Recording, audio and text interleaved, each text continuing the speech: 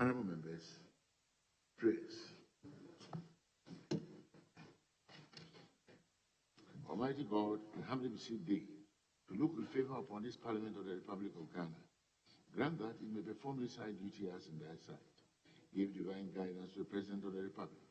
Endow members of Parliament and ministers of state with discernment and vision, integrity and courage, that through the labors of government this land and people may be well and truly served, and thy good purposes for the common human life be realized in our midst. Amen. O God, grant us a vision of our country, fair as it might be, country of righteousness, where none shall wrong his neighbor, country of plenty where evil and poverty shall be done away with, a country of brotherhood where all success shall be founded on service and honor shall be given to the deserving, a country of peace where government shall rest on the will of the people and the love for the common good. Bless the efforts of those who struggle to make this vision a living reality. Inspire and strengthen our people that they may give time, thought, and sacrifice to speed the day of the coming beauty of Ghana and Africa. Amen.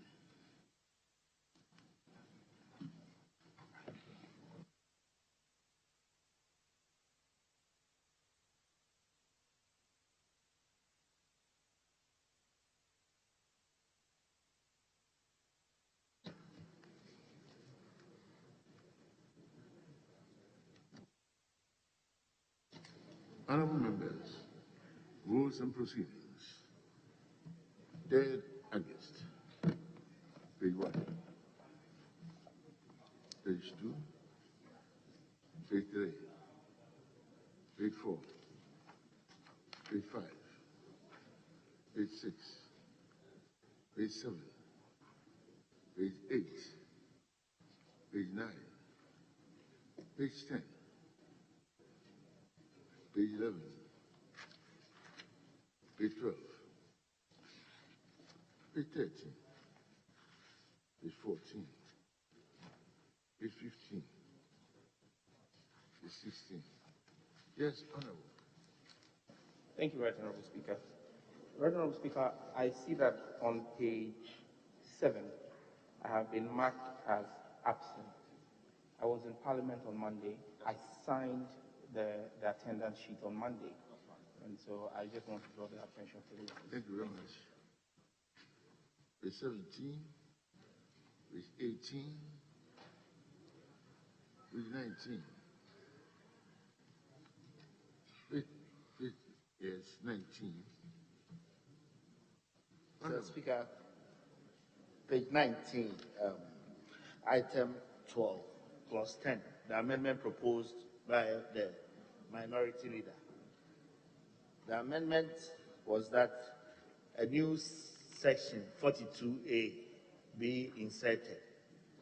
Mr. Speaker, in the bill, the bill had inserted a new section 42A in the bill itself.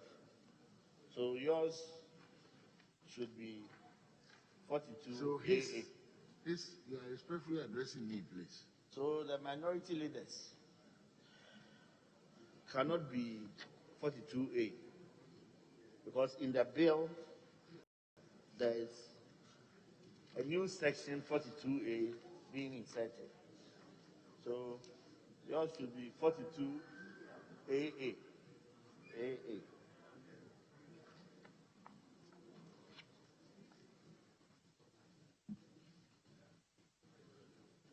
Honorable Majority Leader. Mr. Speaker, the amendment proposed by the minority leader, which was further amended, was agreed to by the House. As to the proper location, we can leave it to the draft persons, the table officers and the draft persons, to locate it at the appropriate place. What is important for us now is the fact that we have agreed to this amendment. The proper place for it will be undertaken by the table officers and the draft and our draft persons. Honorable Majority Leader. Yes, Mr. Speaker, yours will be to direct the table and the draft person to locate it appropriately. Once the House agreed and approved of it, it's its location which would be essential. but certainly it will come under the 42A as the chairman referred to. Thank you. Yes. The Speaker, on the amendment itself, as captured in the votes and proceedings, I think we left out administration. The amendment was to the effect that the fund shall submit reports annually on its activities and administration to Parliament, including activities and administration of, and then again, of a special purpose vehicle and not the special purpose, because there could be a number of special purpose vehicles. So of a special purpose vehicle. So administration, first, it should be in line 3. A special purpose vehicle. Including activities and administration of a special purpose vehicle. Thank you very much. The correction need to be effected accordingly.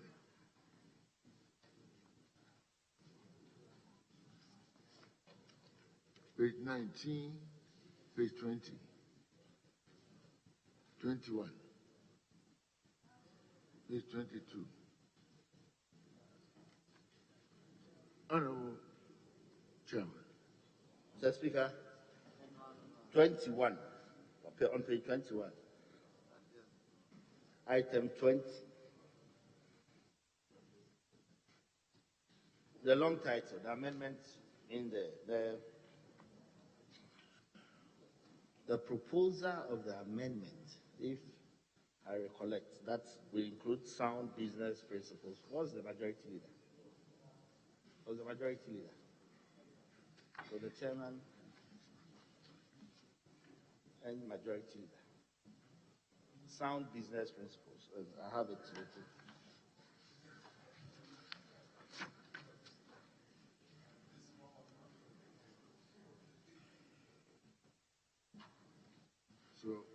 So what was done should have reflected in this manner, but not as it is. Or is it a second thought? Rightly so, Mr. Speaker. A second thought? No. Very well. It should have so appeared initially. Yes. Thank you. To be corrected accordingly.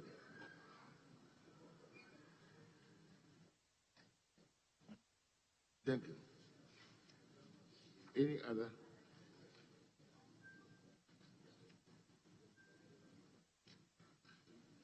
Yeah. Again on 21, the definition of special purpose vehicle. Special purpose vehicle.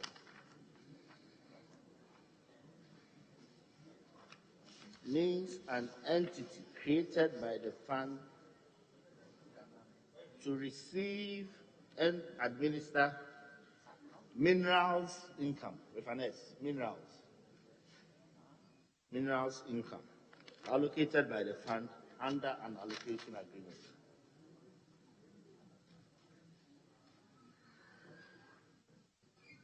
Thank you. If no objection, that is taken accordingly.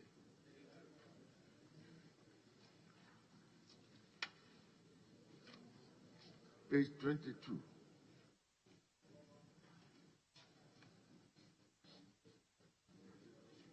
'23, page 24, page 25, page 26, page 27, page 28, page 29, page 30, and page 31. Honorable members,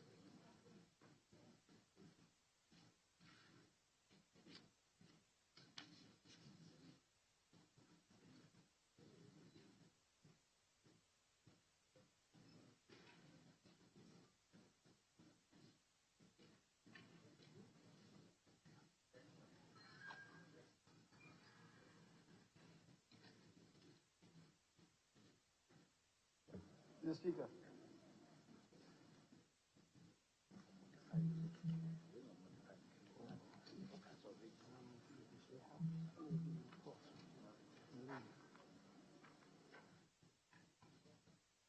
yes, sir.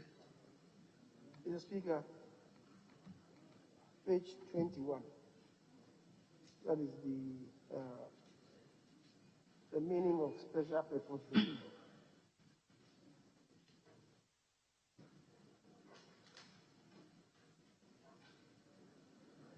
Mr. Speaker, we went back to the original and just did a little insertion. So we said the special purpose vehicle means an entity created by the fund to receive minerals income assigned by the fund under the allocation agreement and into which investors may invest or for the purpose of a joint venture. That is what we did eventually. So I only amended slightly the line 2 to just insert under the allocation agreement.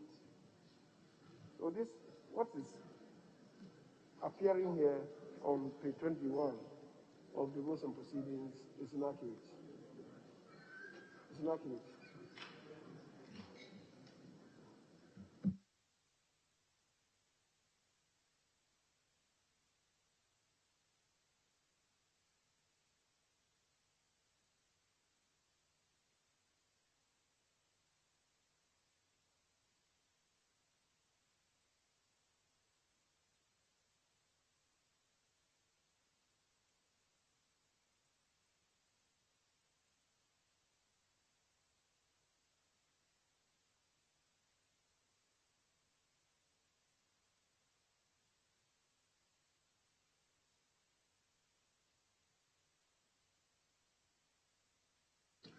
Honorable Leader, can you firm what is being?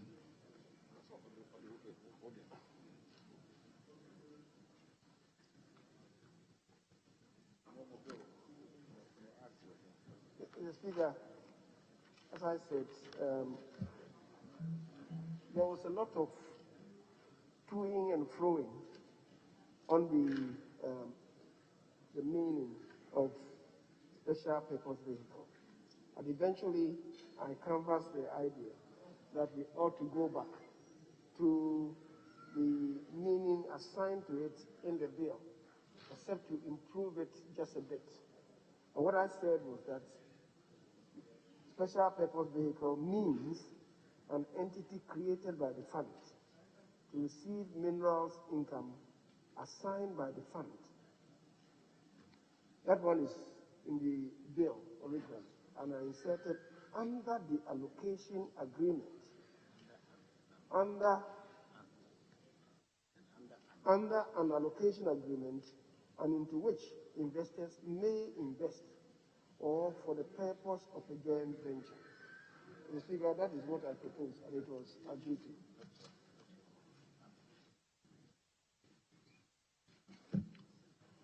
Is that the general understanding?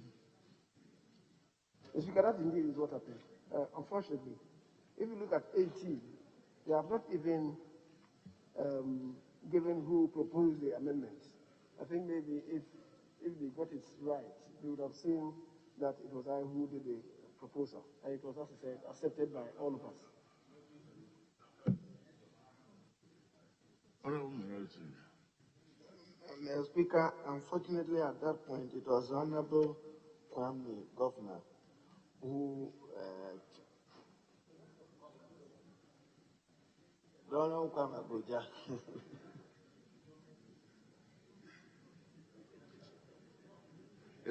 Mr. Speaker, what the minority leader is relating to has to do with the long title.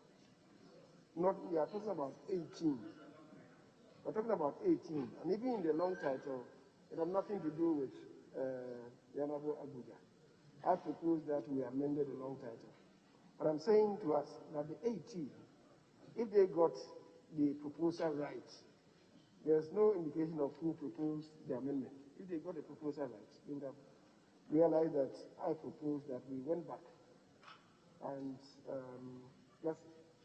I proposed just a little bit of amendment in line 2 of the original bill And as I said, it was accepted universally by all of us. Correction to be effected accordingly.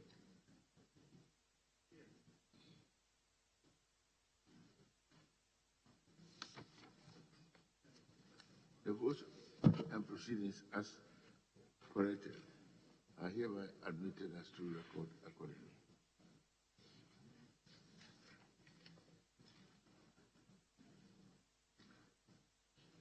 Thank you. Question time. Item 3. Honorable members, at this time of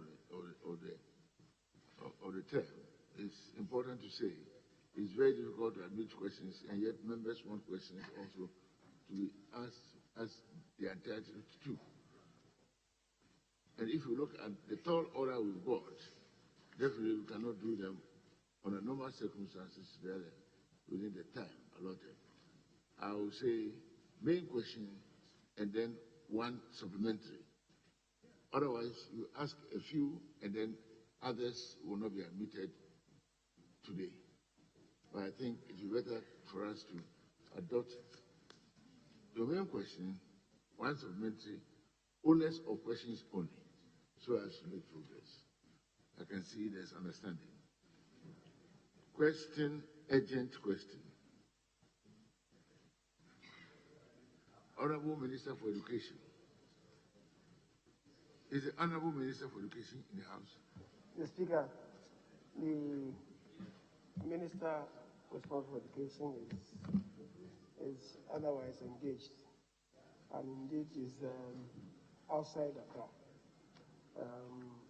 So the Deputy Minister, the Honorable Dr. Bichum, would hold the fort for the Minister. Mr. Speaker, I noticed that the urgent questions, the persons who have filed them are not in the chamber. I'll plead that, given the fact that we have scant time available to members, if maybe the questions could be asked on behalf of those of them who are absent, so they could be responded to by the Minister. Honorable Minority Leader. Mr. Speaker, where necessary. If you have no objection, Honorable Dr. Eluchum will take the chair. Not at all, Mr. Speaker. Honorable, may please take the appropriate seat.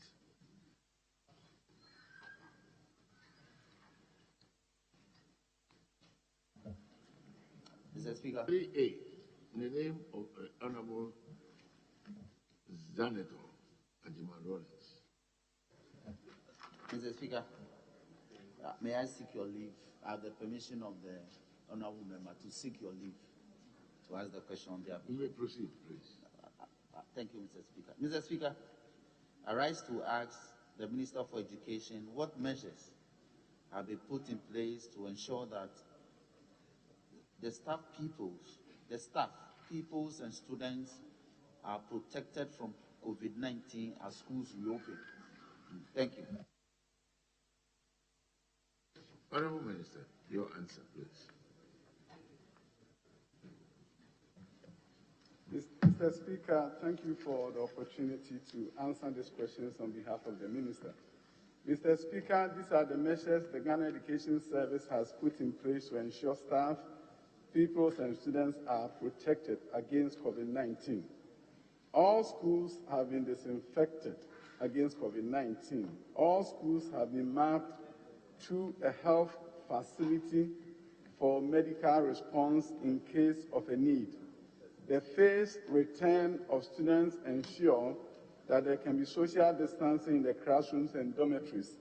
In this instance, only final year senior high school and junior high school students, as well as second year gold track students, have returned to school. Senior high school classes are to be split with no more than 25 students in a classroom. Junior high school classes are to be split with no more than 30 students in a classroom.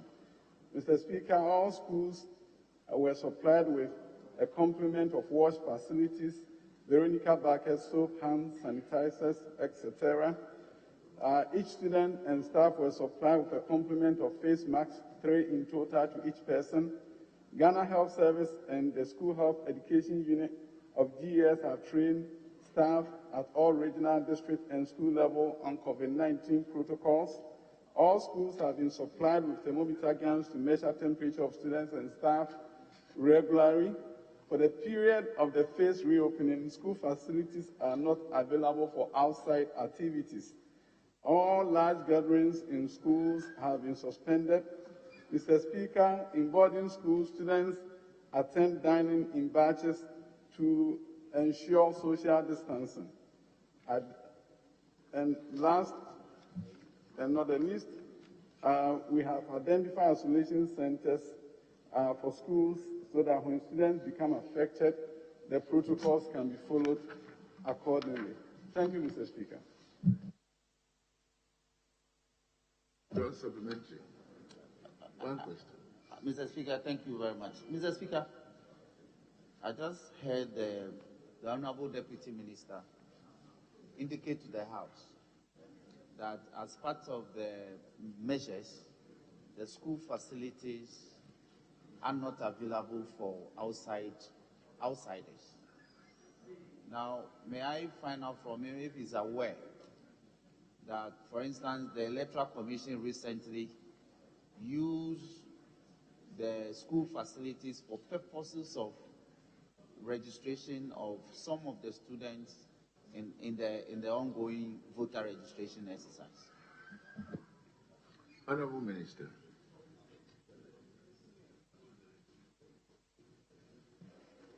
Mr. Speaker, my reference to use of school facilities was in regards to people using the classroom space. And some schools, as my honorable member is aware, were already polling stations and how do you disenfranchise Ghanaians. Everything was done to make sure that school facilities, the classrooms, were not used so that you don't have a situation where students will go there and then the untoward will happen. Thank you, Mr. Speaker, for the opportunity. Thank you very much. Honorable Member for Front Bench. No question.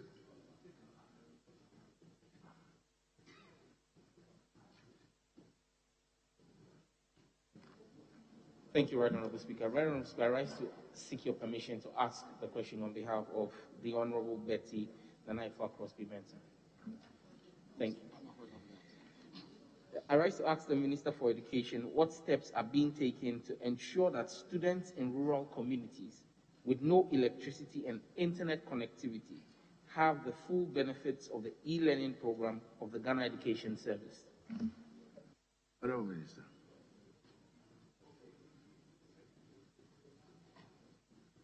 Mr. Speaker, thank you once again. Mr. Speaker, government has undertaken a number of steps to support as many students as possible while they are home due to school closures. Particularly, students in rural communities who may not have access to internet have the benefit of Ghana Learning TV, and those who are in Ghana Learning Radio.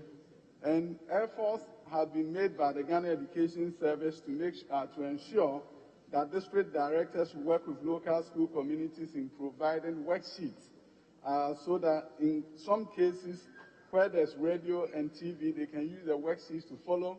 And in cases where the connectivity is not there, electricity is not there, they also have access to the worksheets and they will to actually prevent learning loss that will be occasioned by the school closures as we are anticipating today. Mr. Speaker, thank you. Thank you very much. Mr. Speaker, specific to the Afram Plains North, there are communities where electricity there's no electricity coverage, and clearly they have no internet connectivity there.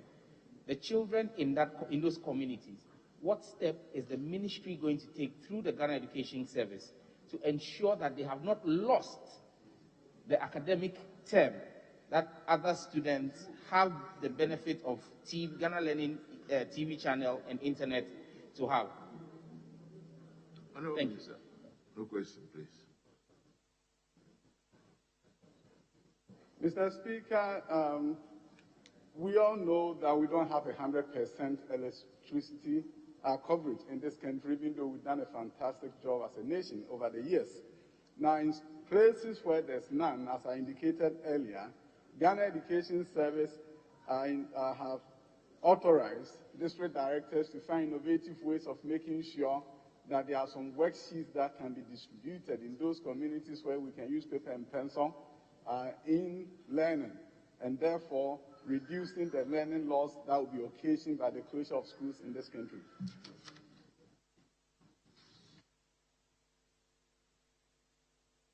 Question star 768. The name of Honorable Member for Busa South.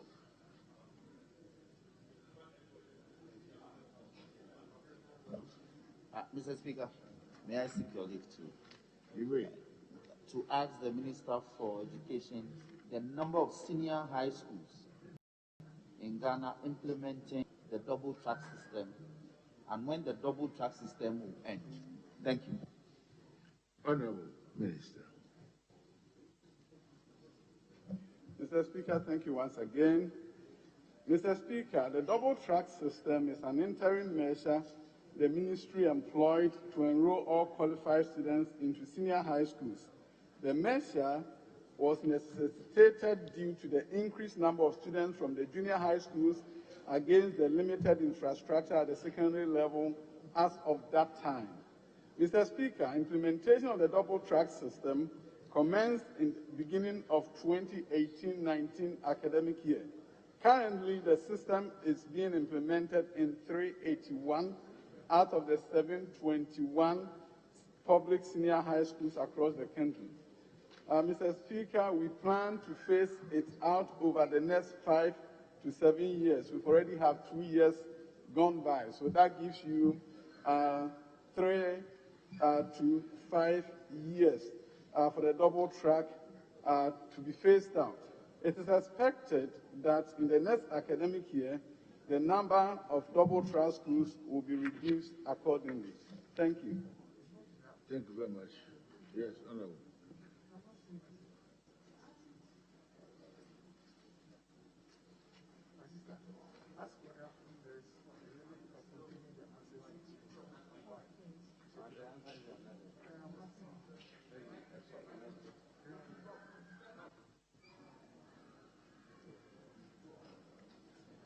Thank you, Mr. Speaker. Mr. Speaker, would the Honorable Deputy Minister be in a position to inform the House the number of students that the double track system is presently handling, the number of students? Honorable Minister, how many students are benefiting? Mr. Speaker, I heard my colleague asking about the number of students in double track. I don't have that disaggregation. I know the number of total students enrolled in the senior high school, but I don't have the disaggregation of double track. Thank you very much. Questions 769. The Honorable Member for Busa North. Sorry. Thank you very much, Mr. Speaker. I rise to ask the Minister for Education if government has paid WAEC the full cost of the examination fee for the 2019 BEC candidates and when the payment was made. Thank you. Honorable Minister. Mr. Speaker, government announced in the 2018 budget statement to fully absorb the examination registration fees for all public junior high school candidates in the Basic Education Certificate Examination, BEC. This was an improvement over the previous subsidy of 70%. In May 2019, the government released in full the provision of 29,083,300 Ghana cedis in the 2019 budget to the West Africa Examination Council for the conduct of the 2019 BEC. Thank you. Honorable Minister of Entry. Otherwise, we go on to 770. Mr. Speaker, my understanding is that this question had been asked and answered, and that it's a repetition. Thank you very much. Question star 771. Honorable Dr. Purple. Thank you, Mr. Speaker. Mr. Speaker, I rise to ask the Minister for Education what steps the ministry is taking to finalize the autonomy status of the University of Business and Integrated Development Studies and to ensure its full operation. Thank you. Honorable Minister, your question, please. Mr. Speaker, the SD Dombo University of Business and Integrated Development Studies has full legal autonomy. The university received its autonomy under Act 1001, which was assented to on 23 August 2019 by the President of the Republic. To ensure its operations are optimized, an interim council has been constituted and NCTE is playing a facilitating role until the university attains full operational capacity. Thank you. Honorable, your question. Yeah, Mr. Speaker, may I know what exactly the interim council is doing? Because if for one whole year the act has been assented to, and we hear nothing about it except that there is an interim council, exactly what are they doing, and how will that facilitate the early start of the university? Honorable Minister, your question, please. Mr. Speaker, the interim council's responsibility is to make sure that the university transition into a full-fledged university status, as has already been pointed out. The interim council is chaired by Professor Phyllis Dakora, and I want to believe that they've had a number of meetings, and maybe there are some consultations that are lacking or missing with regards to my colleague who happens to be, the school happens to be in his area. So I can facilitate that. But so far as I know, the committee is in place, the council is in place, and they are working to make sure that the university attains its full independent status. Thank you. Yes. Mr. Speaker, there seemed to be a long delay, and as a result, the transition between being an integrated studies university still attached to Tamale and the full autonomy is deteriorating the university. I just want to find out whether you can take immediate steps to make sure that something is done to kickstart the university so that we don't have the confusion on campus right now. Honorable Minister. Mr. Speaker, I will definitely take the steps as recommended by my colleague and inform my minister and the minister in charge of tertiary to ensure that the interim management that has been put in place do what is the needful and ensure that the vision and mission of the president in regards to setting up this independent university is realized, and also to make sure that my brother's concerns are fully addressed. Mr. Speaker, thank you. Thank you very much. Mr. Speaker, thank you. 772. Question star 772.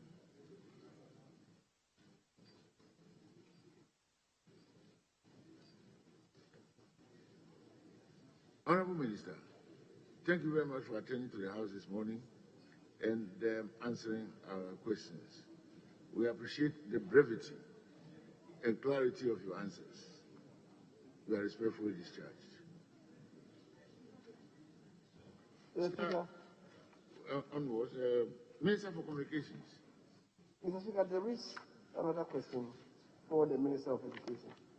That's question 772. Beg your pardon? You've answered it before. The 772. Is that not?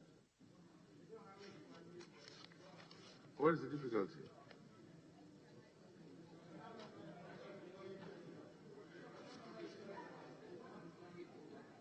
The person is not here, so Mr. Speaker, I thought I made an application that just so that we not come back to these questions, that the questions should be asked on behalf of those of them who are not here, which explains why the honorable member, if you want to pick and choose, then people who are not here will be given the opportunity to. Honorable leader, there's an owner to a question. I will ask the question on behalf of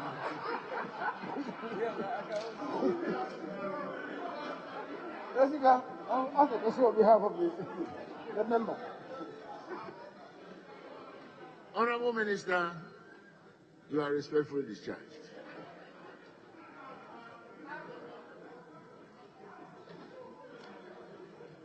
Honorable Minister for Communication.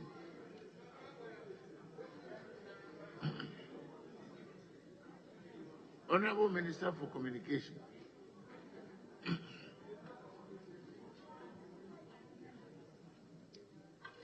Honorable Minister for Communication. Honorable Majority Leader, any assistance?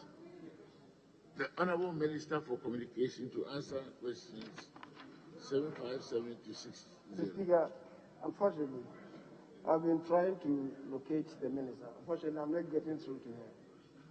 So I unfortunately cannot explain. But I hope in the course of the day, if I'm able to touch base with her, she could come. And when she comes, then we may vary the order of business and allow the minister to come and respond to the questions. Honorable Minority Whip, Chief. Thank you, Mr. Speaker. Mr. Speaker, I'm worried about these questions. This is the third time the minister has failed to appear before the House. Mr. Speaker, you will notice that even the answers has not been provided. This is the third time. Speaker, I don't want to impugn wrong motive to say it's deliberate the minister is avoiding to ask this question. We have a responsibility as a House to get ministers to be accountable to this House. And Mr. Speaker, this is the third time. The first time she was not here, there was no answer. It was rescheduled. The second time, the same. And today, the same, without even the answers. Mr. Speaker, I hope you give the right directive so that the minister will come and answer this question necessarily without further delay. Thank you very much, Mr. Speaker. You mean that I should give appropriate directives, not the right directives? I always give the right directives. My job. Yes, Honorable Majority Leader. Mr. Speaker, last week when the question was programmed to be answered by the minister, we had communication from her outfit, which explained that she was yet to receive the responses, and that when they came in, she would come and answer the questions. Mr. Speaker, I directed that in that case, we should reload them to today. And I thought by today, the answers, the responses would have come to the minister. And that is why I was struggling to get to the minister. Unfortunately, I've not succeeded. Mr. Speaker, as of yet, I don't even know whether the answers are in. But I will continue to do that. If they are in and she submits them, we can print them on a supplementary or an addendum on the paper. And as I said, she then could answer the questions today. But I wouldn't say that it is a deliberate attempt on the part of the minister to avoid the House. Ministers must be accountable not just to this House, but to the generality of our citizens. And they owe that as a responsibility. The Speaker of the House exists to ensure this, and indeed it is one of our oversight responsibilities. I agree that we should pursue this matter to the legitimate conclusion, except that I'm not sure that anybody can aerial motives to the minister. This is a minister who is capable of answering questions even on the spur of the moment. Mr. Speaker, so I will plead that we wait for her. If we don't succeed today, this is not in today, certainly tomorrow or Friday, we may get, if the responses are available to her, to come and respond to the questions. Shall I cut this short? I've been told that the minister had a letter delivered on Monday that she will not be able, for circumstances beyond her control, be here this morning. Nevertheless, I notice that no answer has been placed on the record.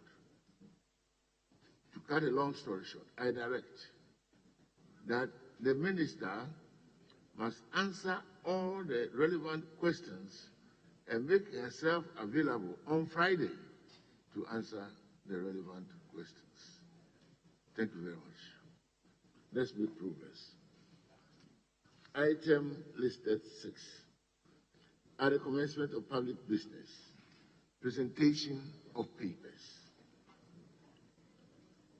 Honorable Chairman, Finance. 6A. Mr. Speaker, 6A stands in the name of the minister. I haven't gotten there yet. 6A is in the name of the minister of finance. That is.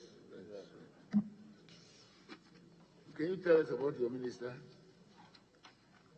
The two of you must be operating in tandem.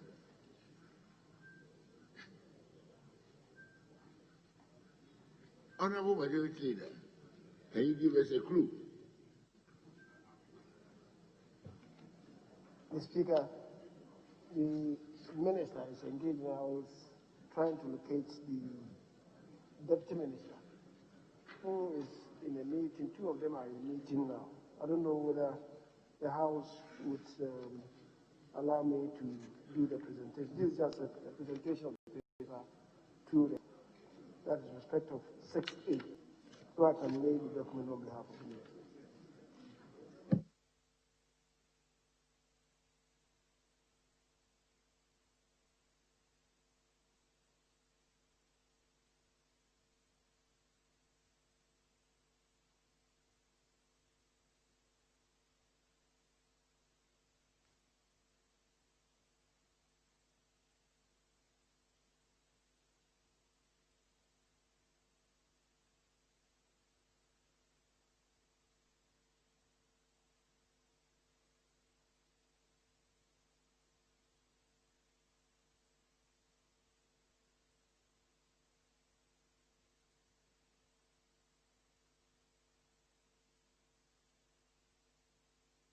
We stand 6A down accordingly. 6B.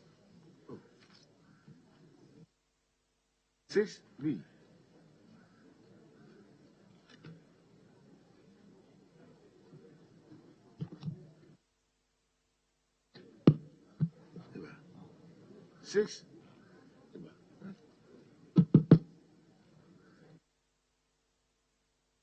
6B.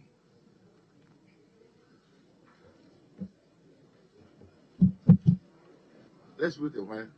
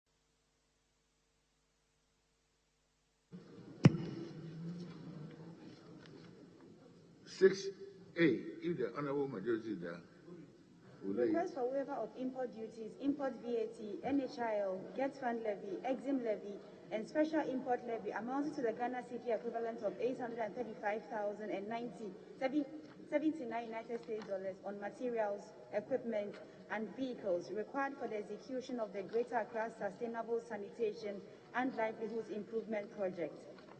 The request has been duly laid and is referred to the Finance Committee for consideration and report. B, Chairman of the Committee on Works and Housing. Report of the Committee on Works and Housing on the Real Estate Authority Bill 2020. The report is duly presented and it is for distribution to honorable members. C, Chairman, Finance Committee. 6, yes, Chairman. Report of the Finance Committee on the request for waiver of import duties, import VAT, NHIL, get fund levy, exim levy, and special import levy amounting to the Ghana cedi equivalent of €9,001,396 on the project materials and equipment to be imported for the execution of the development of Kumasi Airport Phase 3 by Messrs. Constructor Construction UK Limited. The report is duly presented and is for distribution to honorable members. Report of the Finance Committee on the request for waiver of import duties, import VAT, NHIL, get fund levy, exim levy, and special import levy amounting to the Ghana cedi equivalent of €2,849,167 on project materials and equipment to be imported for the implementation of the rehabilitation and auxiliary infrastructure of Kumasi Inner Ring Road and adjacent street project 10 kilometers, Phase 1, by Messrs. Constructor Construction UK Limited. The report is duly presented. Is for distribution to honorable members. Report of the Finance Committee on the request for waiver of import duties, import VAT, NHIL, get fund levy, exim levy, special import levy, and domestic VAT amounting to the Ghana cedi equivalent of €15,526,211.23 made on local purchases and imports on project materials, equipment and vehicles to be procured for the design, fabrication, supply, and installation of 50 composite bridges and related civil works by Messrs. Nice AS in association with MCE Sleni SRO of Czech Republic. The report is duly presented and is for distribution to honorable members. IV. Report of the Finance Committee on the request for waiver of import duties, import VAT, NHIL, get fund levy, exim levy, and special import levy amounting to the Ghana cedi equivalent of $2,810,092 United States dollars on materials and equipment to be procured for the construction of additional facilities, supply and installation of medical equipment to the adjunct clinical block of the Bolgatanga Regional Hospital in the Upper East Region. The report is duly presented and is for distribution to honorable members. V.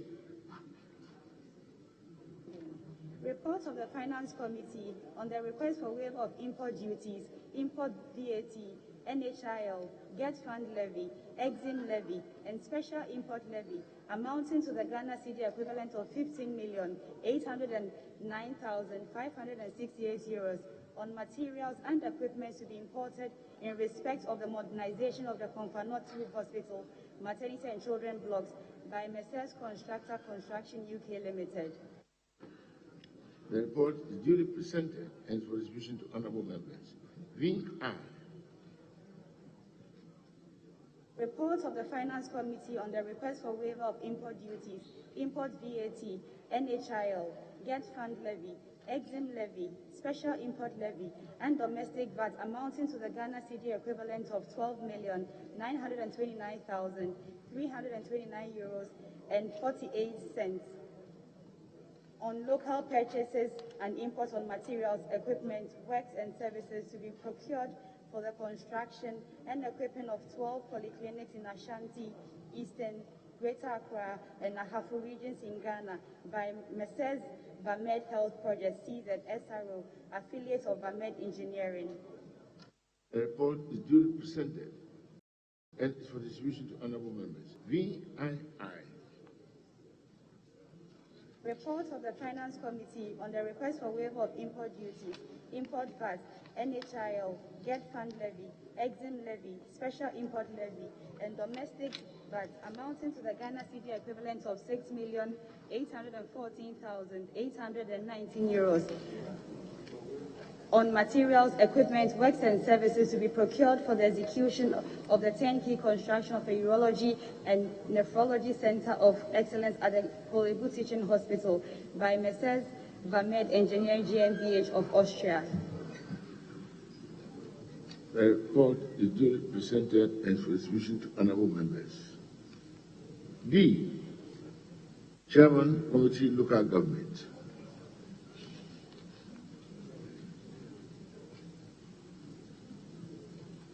Chairman of the committee, local government.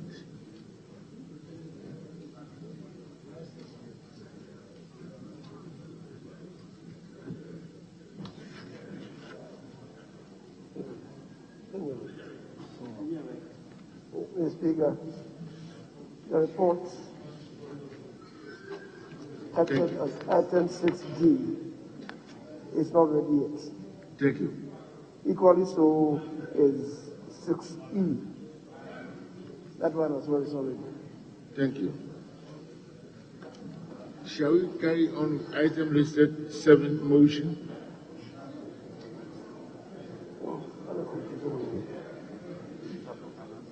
Mr. Speaker,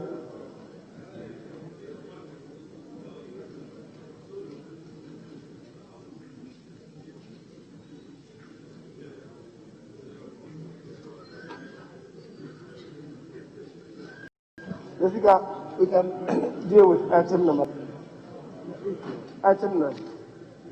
Item listed 9.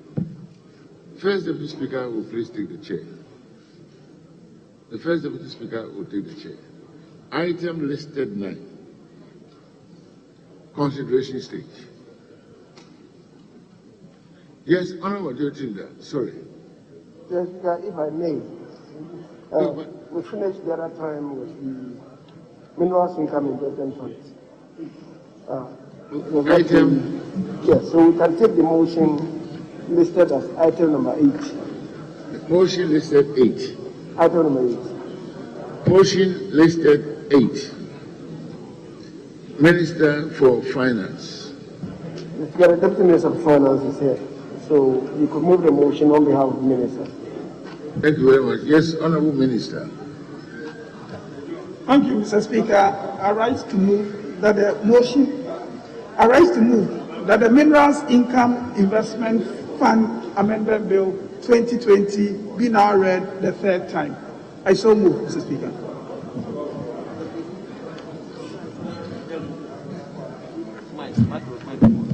Yes, Honorable. Mr. Speaker, I rise to second the motion.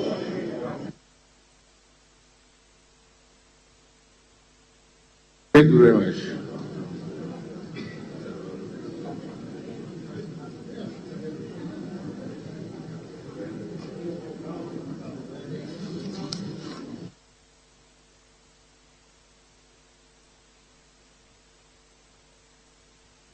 Honorable Minister, the motion has been moved and seconded. I put a question. All those in favor of the motion say aye. Those against say no. The ayes have it. An act to amend the Minerals Income Investment Fund Act 2018, Act 978, to clarify the parameters for the operation of the Minerals Income Investment Fund, to authorize a special purpose vehicle to operate on sound business principles, and to provide for related matters. The Minerals Income Investment Fund Amendment Bill 2020 is duly read a 3rd time and passed. Honorable Majority Leader. Mr. Speaker, I believe we can now deal with item number 9. Before then, Mr. Speaker, I think for the avoidance of doubt, we'd like to put on record that the Minister for Communication apparently had submitted a request to the House. It was dated Monday, 3rd of August, indicating to us that he wishes to inform us that she has not received all the responses from the various agencies to the questions asked. So she, in this regard, was requesting that the date be scheduled to enable the Minister to attend to the House to respond accordingly. Mr. Speaker, I believe that it should go on record that the Minister has not failed, but indeed has submitted a request, which had not come to me formally, even though it's dated Monday. With that, Mr. Speaker, I believe we can attend to item number 9. Honorable Leader, we've given Friday. Is there a difficulty? Mr. Speaker, I'll touch base with the Minister because the request from her is open-ended. But I'll touch base with her to know the exact time that should be ready. And I communicate same to her that you have given her up to Friday. That by Friday no, not up to Friday. We have put it on Friday.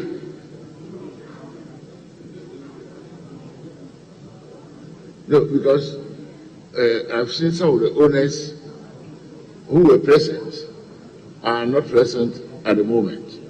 I just want us to be an item. We are soon rising. We want to let the Honorable Minister impress upon the officials because the letter might give the impression that we are waiting for civil servants, but they must be made to act. Honorable Majority, I hope you're with me. Yes, so we're not up to Friday. It's been adjourned to Friday to give them ample time to proceed accordingly. And if they may please be in a state of hurry, because this Honorable House will rise and the question needs to be answered. I thank you. The First Deputy Speaker will take the chair. Honorable Majority Leader, what next? Honorable First Deputy Speaker, if me respectfully take the chair. So, the chairman of the committee and the Deputy Minister for Local Government is also here.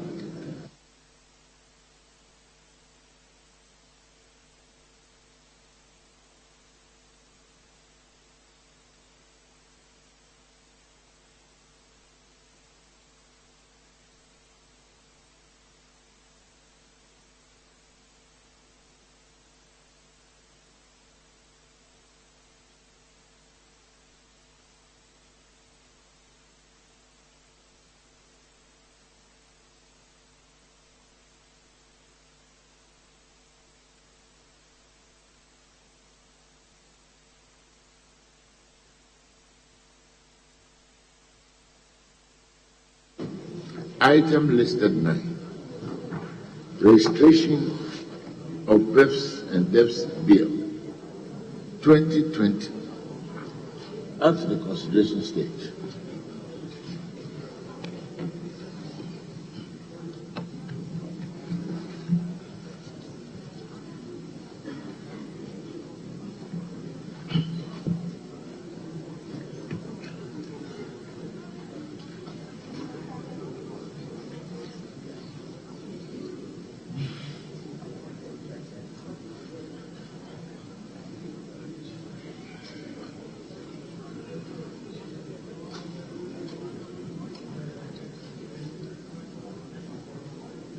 Chairman of the committee.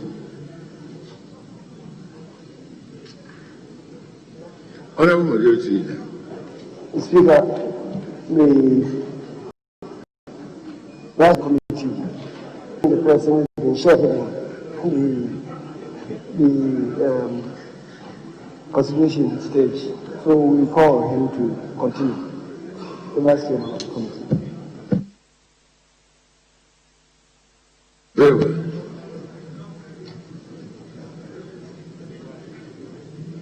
So, Mr. Chairman, where do we start from?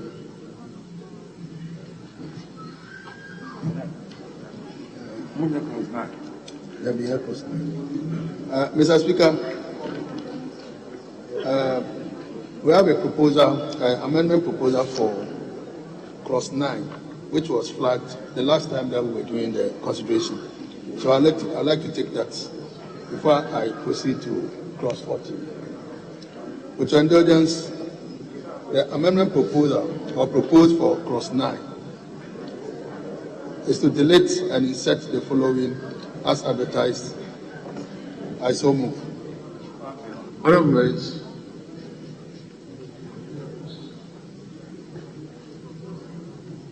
Honorable Minority Leader. Speaker, I support the chairman's amendment because in the original bill in page 5, the head note is Register of Births and Deaths.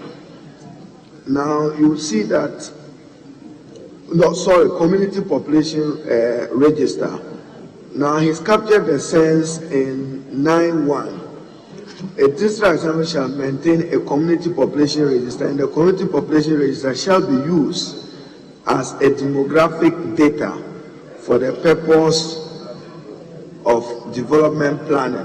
I will ask him to delete the words of the district, because you already started.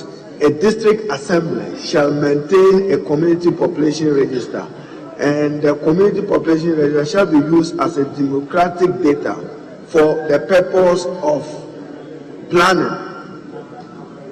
And is it in the district or of the district? Purpose of planning in the district.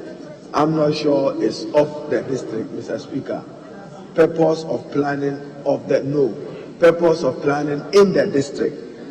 But even having used district already, whether he wants to repeat it, it shall be used for purpose of planning. We still can discern from it what the intention is. But I support his rearrangement of the 9. Thank you, Mr. Speaker. Yes, Honorable Minister for Monitoring and Evaluation. Sir, I just need to be educated. Is the development planning of the district different from development plan of the country? The reason I ask that is that the Ghana Statistical Services has the mandate of collecting data for the planning of this country. If already they are doing that, is this necessary? Because it says shall. And if the sponsors of the bill can educate me, because if the GSS has a mandate to do this, and then you say that the district must also do the same, that would be duplication of services. No, I'm saying that we need to clarify that, because the GSS generally captures population data for the development planning of the country. Yeah, population. Is the Statistical Service one for specific to the district? The GSA data, is it specific to a district? This one is intended for purposes of planning for the district, not as data for national planning. But that's why I asked, if they can clarify, because if the GSS is already doing that, then this will be a duplication. That's all I want to be clear. Have they checked with the GSS? Yes, Honorable Deputy Minister. Thank you, Mr. Speaker. Mr. Speaker, I think probably there should be better clarification. Because if we look at clause 9 of the bill, it says a community registration officer may assist in the registration of births and deaths for the purpose of generating a community population register. So the emphasis on the births and deaths. That's what the emphasis is on, the births and deaths. It's not for the statistical service. Sorry? Yes. But Honorable Akoto is worried that as it's couched here, you should maintain a community population register. But the register that is being referred to here is the register of births and deaths for the community. It's not the data that statistical service collects for planning and for other purposes. So, yes, Leader. Mr. Speaker, that answers. I was wondering if we couldn't further amend the line 2 to read, this assembly shall maintain a community population register which shall be used as a demographic data for the purposes of development planning of the district.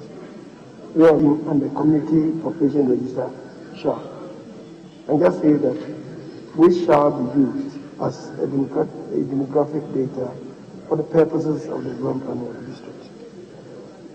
And as for the relevance of it, Mr. Speaker, I think it finds expression in Article 245A of the Constitution that the district assemblies could do that. So what are you proposing that we delete? I am proposing that we delete and the community population register in line 2. After population register, we delete and the community population register, and rather insert which,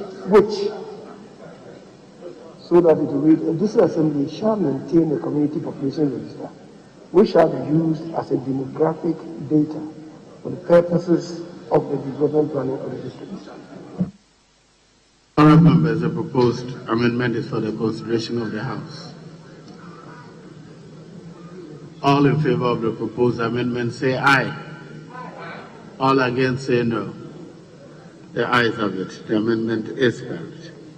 Now clause 9 as amended shall stand part of the bill. All in favor say aye. All against say no. Yes, Honourable Leader. Mr. Speaker, I was just asking whether you wouldn't consider adding for the 2, whether you not consider adding fetal deaths after birth.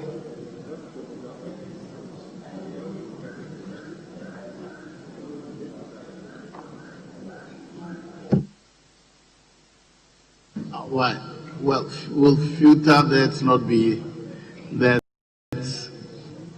When it comes to definition of deaths, then, but a community may assist in the registration of births and deaths for the purposes of generating a community population register. And you said you're asking whether we should not add fetal, so it become births, deaths, and Fetal deaths and deaths. Because you are supposed to keep 3 registers.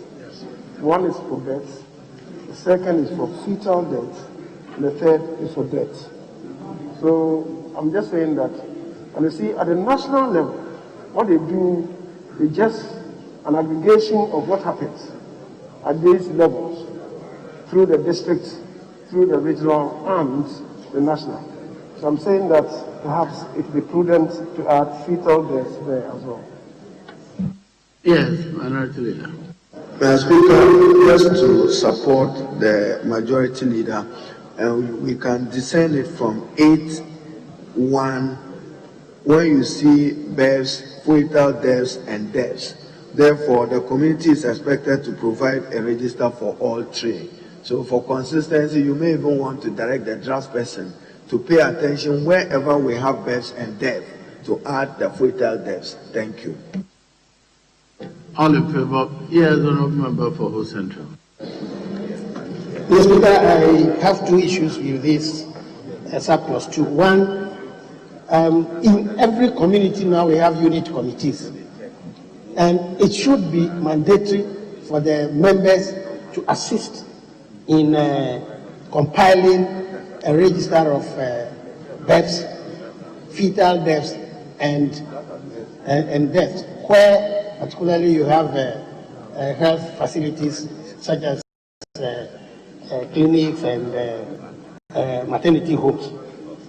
That is my number one. So I think it should be a community shall assist registration, shall, so that that duty will be mandatory for the unit committee members in the community. That's number one. The second issue I have with clause 2, both clause 2 and clause 1, is that the sequencing, sub clause 1 and sub clause 2 of 9, the sequencing, I think 2 should rather be 1 and 1 be 2, because we are talking of the community register first before it comes to the assembly to use the register. So I think the sequencing should also be changed, in addition to maintaining or imposing it on the unit committee members to carry out this assignment. Yes, Honorable Deputy Minister. Thank you, Mr. Speaker. Mr. Speaker, it will be a bit onerous to say that instead of may, it should be shall, and that every unit committee person elected should have also the duty to compile births and deaths register. That shouldn't be a situation. May means that they may be called upon to assist. If they shall, then it becomes their duty, and then whenever that unit committee member is not even capable of assisting in providing the register, because it's shall, that means he has to be brought on board. It's not every unit committee member who can do this exercise. So if you say shall, you're creating problems for us. Yes, Honorable Central. Mr. Speaker, what exactly will prevent or create difficulties for unit committee members who have fought hard to be elected into those positions to carry out registration of births and deaths? And you know, in our traditional settings, when there is a birth, the unit committee member will even be invited to the naming ceremony. When there is a death, the unit committee member has a duty to be there. So he already has the capacity, the ability to get the information, to compile a register. And what else are they doing other than monitoring these activities in their community? Some communities where we have a unit committee member, they don't number beyond 1,000. And how many times do we have births delivered? How many times do we have burials done that they cannot be compelled to do this? Otherwise, some of them are just sitting idle, cannot do anything.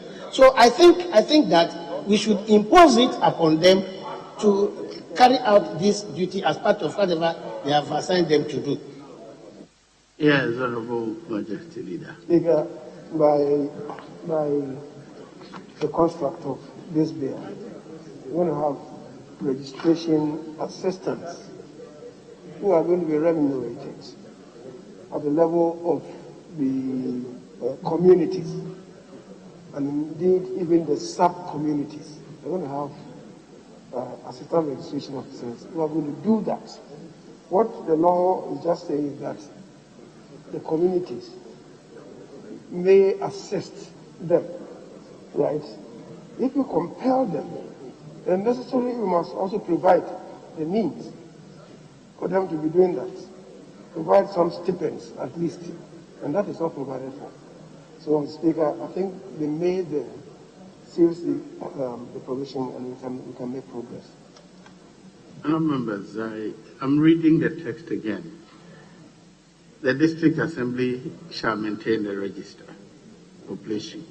if we come to the community may assist in the registration. It's providing assistance. Nothing stops the assembly or unit committee member from providing assistance.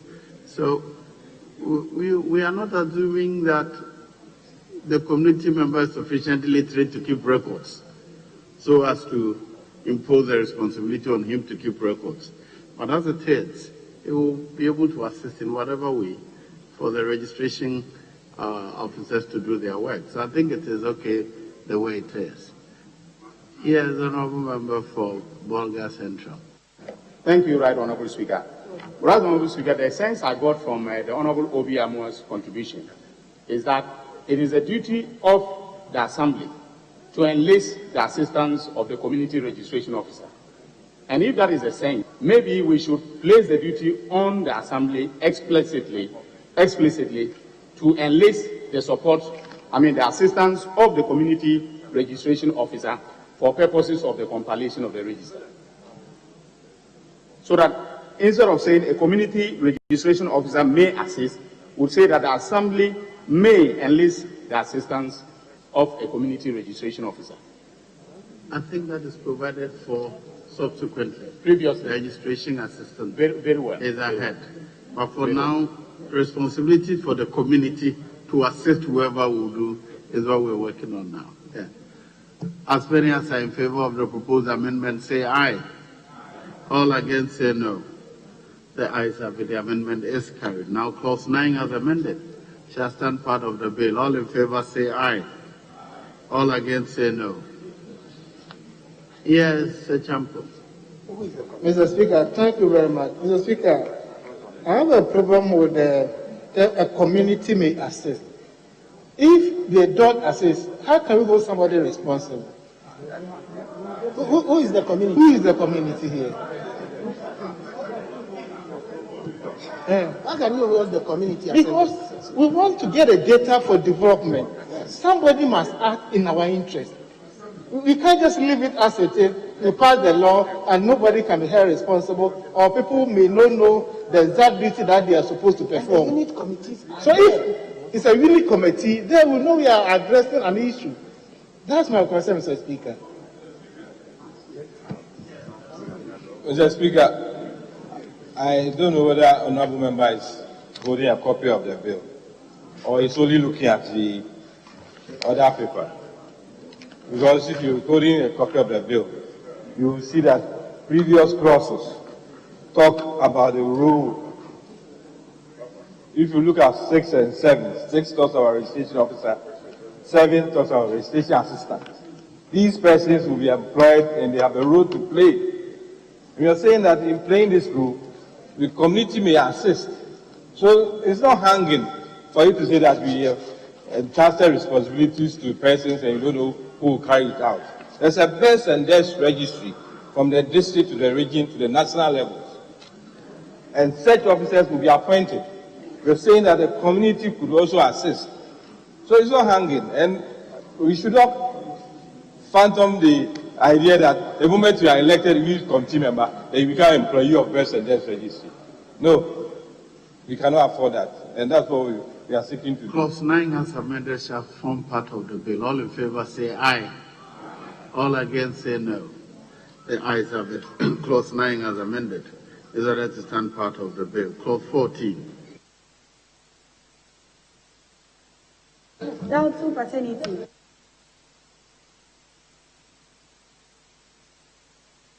Amendment proposed. Chairman. Mr. Speaker, clause 14. Amendment proposed. Subclause 2. Line 3. Delete acknowledging himself and insert claiming. I so move. Honourable members, all in favor of the proposed amendment say aye. All against say no. The ayes have it.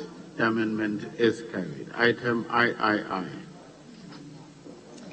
Mr. Speaker, clause 14, amendment proposed. Subclause 3, line 1.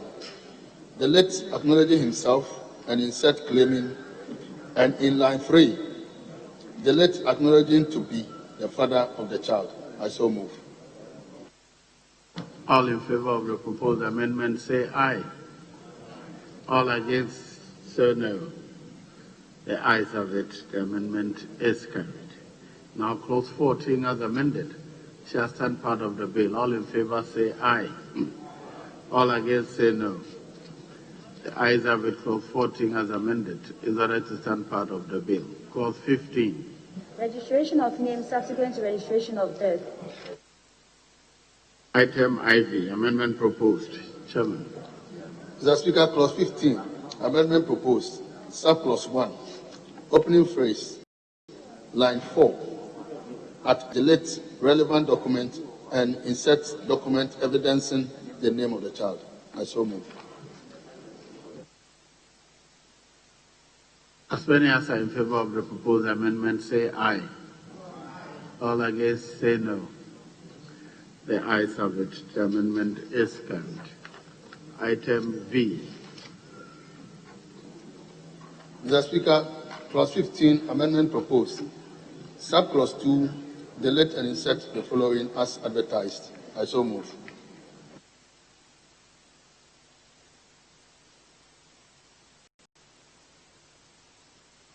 All in favor of the proposed amendment say aye. All against say no. The ayes have it. The amendment is carried. Item VI. Mr. Speaker, clause... Honorable Chairman, hold on. Yes, Honorable Deputy, Chief Whip. Well, Mr. Speaker, thank you very much. I was trying to follow up, but unfortunately, when the chairman moves the amendment, he doesn't tell us anything. He just moves and then he says. But he needs to be explaining why he's doing this, so that we'll be able to follow through why the amendment. Rather than he said like he's just throwing the amendment, and because nobody says anything, once we are struggling to understand the reason, then the question is put. So if you could be telling us, unless where it is just changing is or there, that one is easy. But where there's a whole lot of paragraph you want a change, you need to tell us why you want to do that. Yes, Honorable Member for Santachi. Mr. Speaker, I would have thought that the procedure is that if a member doesn't understand anything, the person would ask the question for the chairman to explain. Either than that, we take it that when the amendment moved and we understand him, we proceed.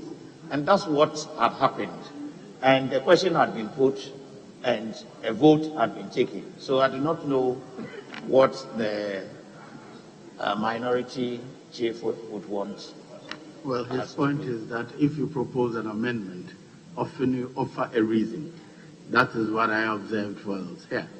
But it is also clear that when it is more than 3 lines, then you don't read the whole text. That does not take away your responsibility to offer a reason. But this one is it, delete and insert, which may mean that you want to make it clearer. Yes. So I'll go on to item VI. Yes. Yes, Honorable Leader. Mr. Speaker, just a little amendment to the V. Even though the question has been put, a slight amendment. And I guess it rather should read, the district registrar shall, on receipt of the baptismal certificate or any other document,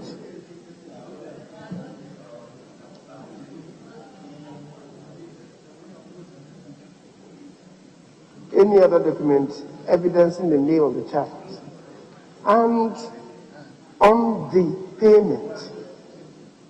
So we insert the payment.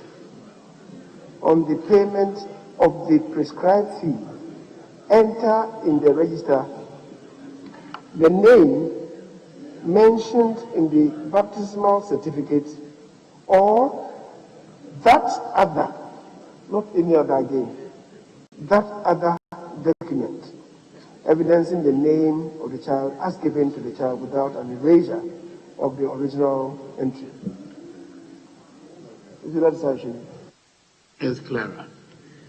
So all in favor of the proposed amendment say aye. All against say no. The ayes have it. The amendment is carried. Now, Chairman, you may move the item VI.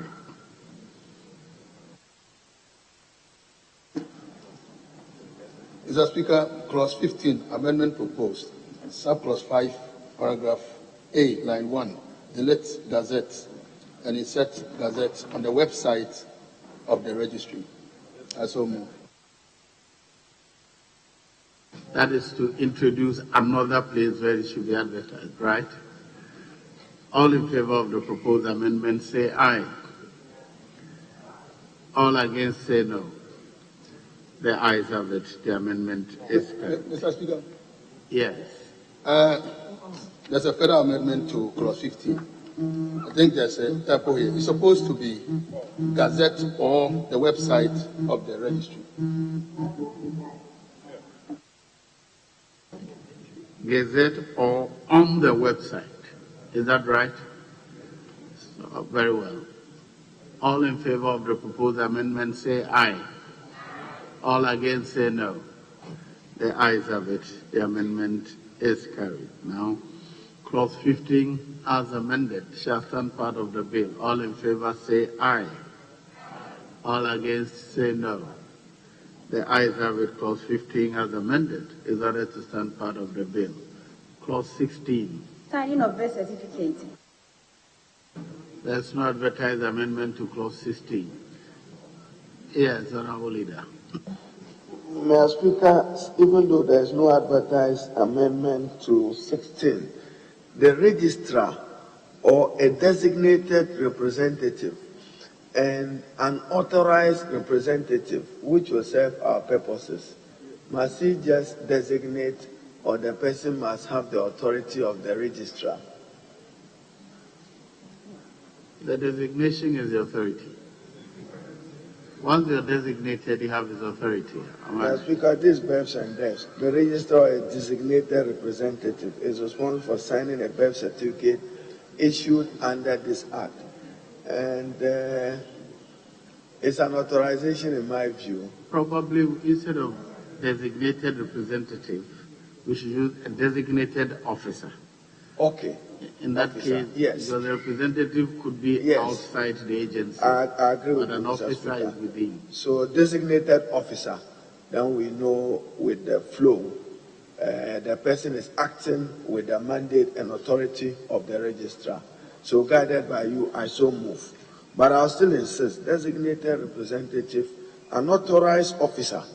Because, Mr. Speaker, if you go to the US, even in Ghana, we must take that signature very, very seriously.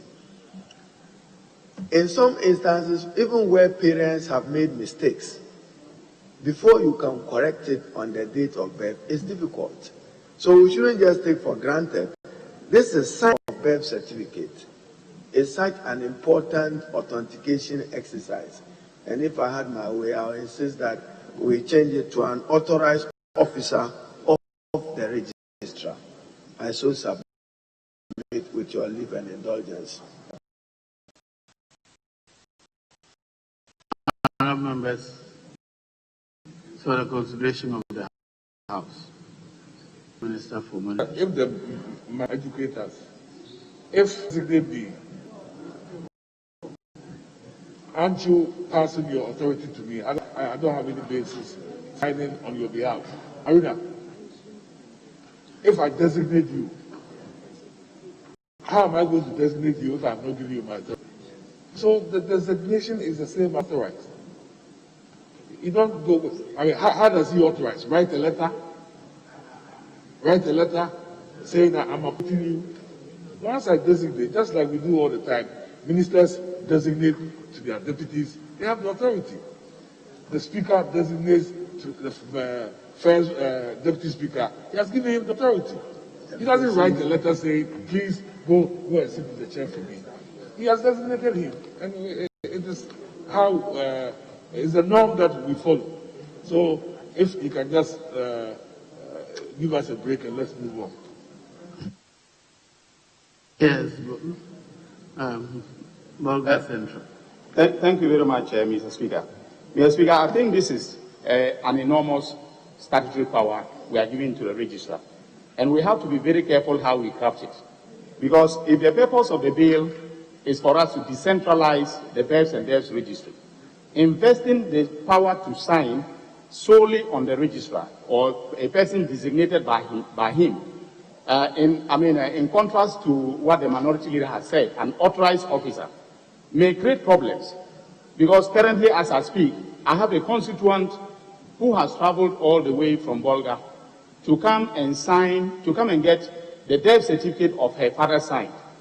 And we've been running around the death certificate, the death and births and deaths registry for 1 week now. They said there are only 3 people who can sign the death certificate. She's been here for close to 2 weeks, and we haven't gotten the death certificate, signed for her. So I think that it's important because in clause 17, we are saying that the district registrar shall be able to issue the certificate of birth. That the district registrar should be able to, in equal measure, sign the certificate of death or birth. So if we are investing the power in the registrar, we have to be careful so that the amendment proposed by the minority leader will be a better one, because authorized officers such as the district registrar of deaths and births can now sign those automatically at the district level. Well, the only challenge I can see is if the registrar designates somebody outside the organization. No, he cannot. When we say a designated representative, it may be too wide. But if it's a designated officer, it will be the same as authorized officer. Right. Yes. So, yes. Mr. Speaker, we can go with designated officer. I've done my further search, even though my wish should have been an authorized officer, but it all means the same. All in favor of the proposed amendment? Yes, Leader. Mr. Speaker, the construction is the registrar or a designated representative of the registrar. If you use officer, would it be right, the proposition that we are employing there, the registrar or a designated officer of the registrar? In that case, the proposition will be wrong.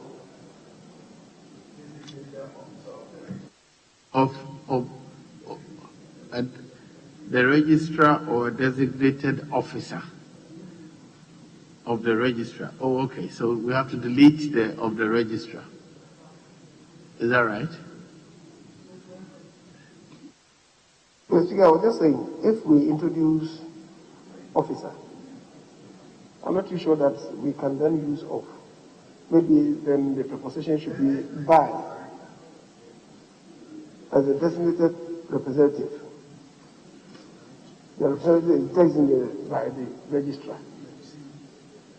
But if it's a designated representative, it will be a representative of the registrar.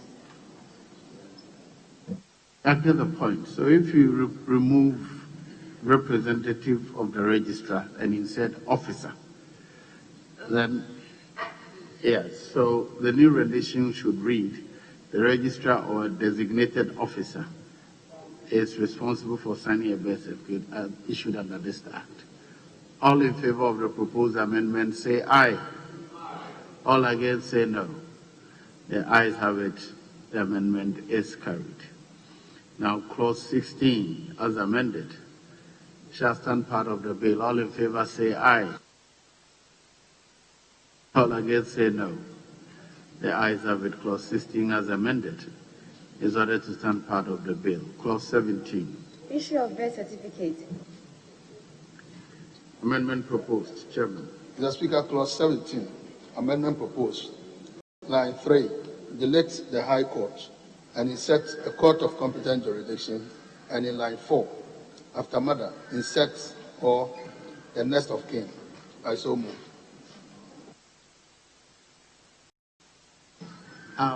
Can we, where the High Court comes in, the issue of birth certificate and the High Court to appropriate court? Let me read it out.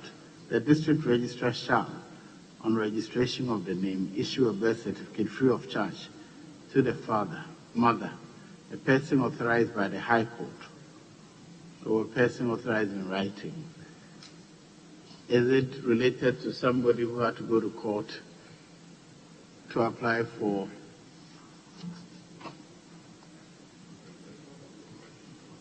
very well? Yes, Honorable Member for hours. Mr. Speaker, this level of court intervention, we thought that the High Court is not widespread. So it will be better if we say a court of competent legislation, which can allow either a district or magistrate court to decide anything like that. Very well. All in favor of the yes, leader. Mr. Speaker, the issue of birth certificates, in my view, would follow after the registration of birth. And indeed, it is covered in 13. So if, as you're saying in 17, that this registrar shall, on the registration of the name, issue a birth certificate free of charge to the father, mother, a person authorized by the High Court, or a person authorized in writing by the father or mother of the child. I believe it is a bit incongruous. If we situate it within the context of 13.5, because you are bringing in other persons other than the father or mother in the case of death or incapacity of the father or mother. So those of them should follow. Those of them listed in 13.5 are the people who should be listed, because they will provide the particulars for registration. So when the child has been registered, in the absence of the father or mother, then those listed in 13.5, in that order, should be the persons that the certificate will be issued to, not just the next of kin. And if the father or mother is incapacitated or doesn't have the capacity, it cannot be by writing from the father or mother.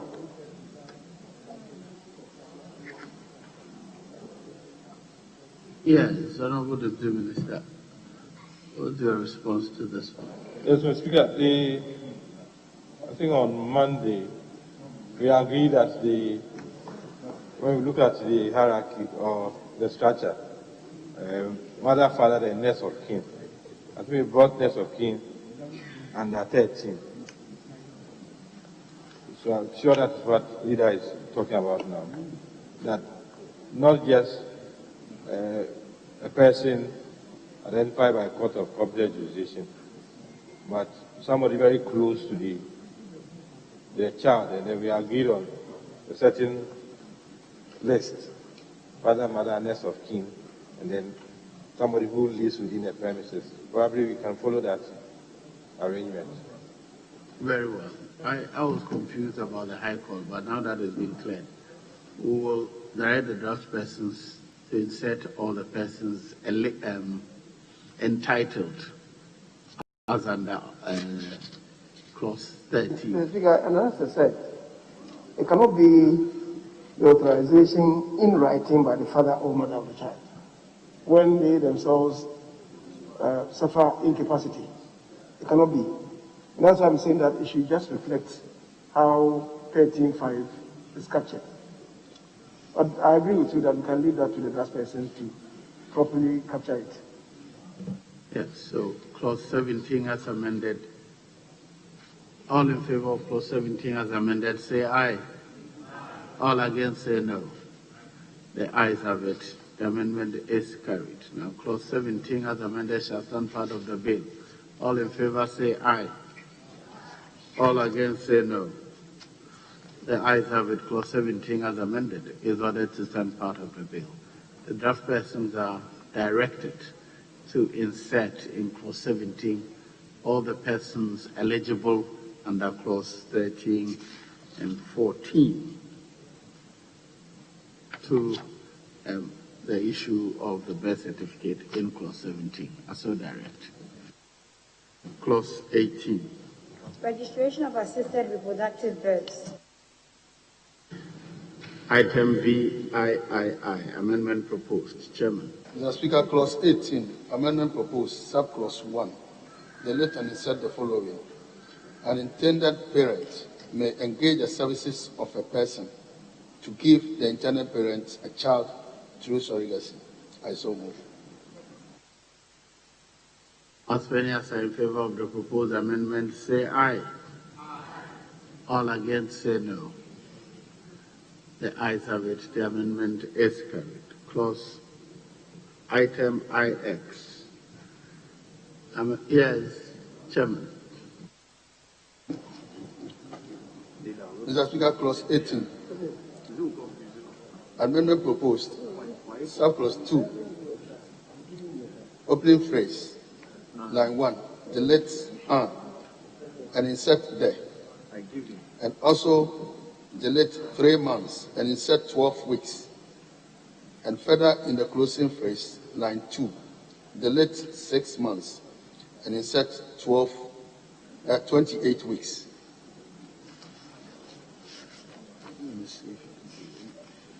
The new rendition will be 18 clause 2. The intended parent may within 12 weeks, after introducing an embryo or gamete into the surrogate mother, apply to the High Court for a pre-birth parental order to allow A, either the intended parent or surrogate mother, or B, both parents of a child, to be named as the parent of a child born through surrogacy or any other assisted reproductive birth if the birth occurs within 28 weeks of the order of the High Court. I so move. Members, for the consideration of the House. Yes, honorable member for.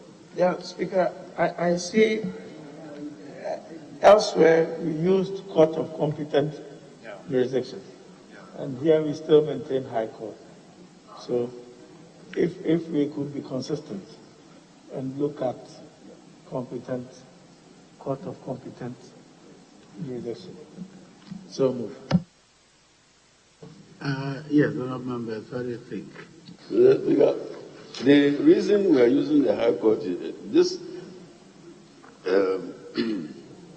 registration of assisted reproduction, the reproductive births, is a very complex thing, and we require a High Court with a level of expertise of people around. It's not something that we can easily give to the lower courts. It is a new technology, and there are complicated problems. In fact, and the legislation in this country is not adequate in itself. So we will not leave it to any other court, apart from the High Court in this matter. Yes, honorable Rakubebe. Yeah, Speaker, I'm thinking that we are doing this to stand the test of time.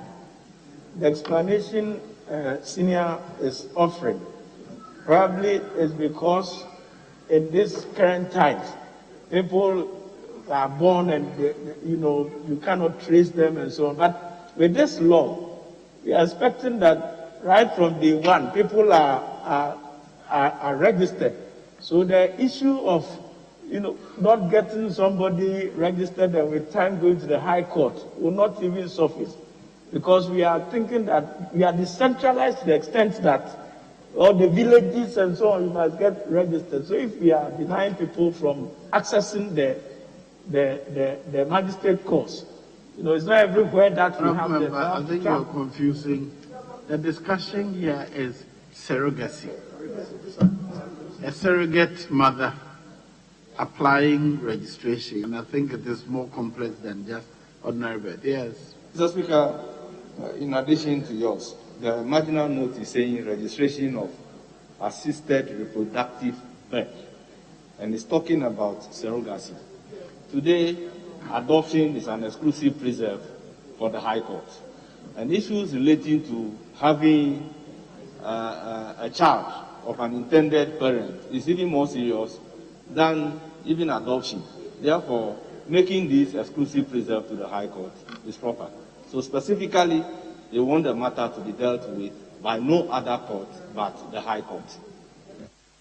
And this is not an everyday occurrence, which every district court will be inundated. So I think High Court is appropriate. All in favor of the proposed amendment say aye. All against say no. The ayes have it. The amendment is carried. Item X. Mr. Speaker, clause 18 amendment proposed. Sub clause 5, paragraph B, subparagraph I.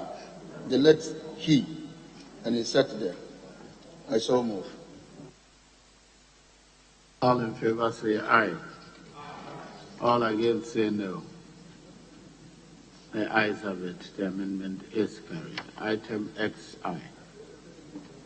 Mr. Speaker, clause 18 amendment proposed. Sub clause 7, paragraph B, line 1. Delete birth and insert births. I so move. All in favor say aye. All against say no. The ayes have it. The amendment is carried.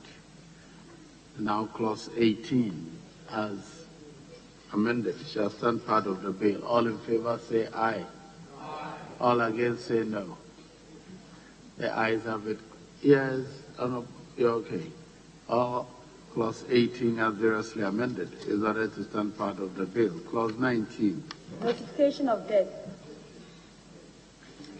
Clause 19 amendment proposed.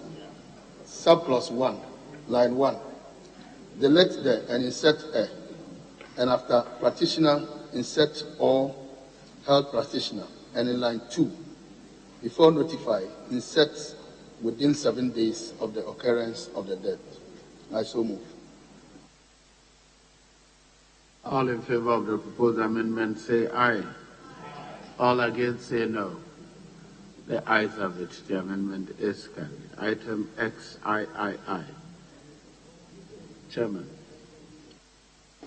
Mr. Speaker, clause 19 amendment proposed. Subclause 2. Opening phrase, line 2, after practitioner, insert or health practitioner. I so move. All in favor of the proposed amendment say aye. All against say no. Yes, Honorable Member for Santiachem Central. Mr. Speaker, may I know from the chairman whether the health practitioner is not a medical practitioner? It doesn't cover. No. Mr. Speaker, what we were advised by the medical officers was that in a health facility, if it's manned by a doctor or medical assistant, then we rightly use the terminology medical practitioner. But if the person falls below that category or that level, then health practitioners is a general thing. But the medical practitioners are normally preserved for the medical doctors and then medical assistants. So we are bringing in all health practitioners so that we can accommodate facilities which are manned by officers who are lower. The only snag is that you have to provide a definition of health practitioner. I've checked with the interpretation, it's not there, so that there's no confusion between health and medical practitioner as used in the bill. Yes, Honorable. Mr. Speaker, in addition to the explanation of the chairman of the committee, all medical practitioners are health practitioners, but it is not all health practitioners that are medical practitioners. So we have a distinction between health practitioner and a medical practitioner. Yes, Honorable Member. Speaker, in addition, the medical practitioner in this case is preferred, but in his absence, then The health practitioner which is there could then suffice. No, in practice, there are a number of health facilities manned by persons other than medical practitioners. And those persons will perform functions. So if you're restricted to medical practitioners, you disable those persons from providing this information here. The only thing is that we have to define who we mean by a health practitioner as against medical practitioner. Right, so all in favor of the proposed amendment say aye. All against say no. The ayes have it, the amendment is carried. Item XIV. Mr. Speaker, clause 19, amendment proposed, subclause 2, paragraph A, line 1, after first occurrence of and insert where possible. I so move. Honourable members, the proposed amendment is for the consideration of the House. All in favor of the proposed? Yes, Honourable Leader. Mr. Speaker, I'm struggling to see where the first occurrence is.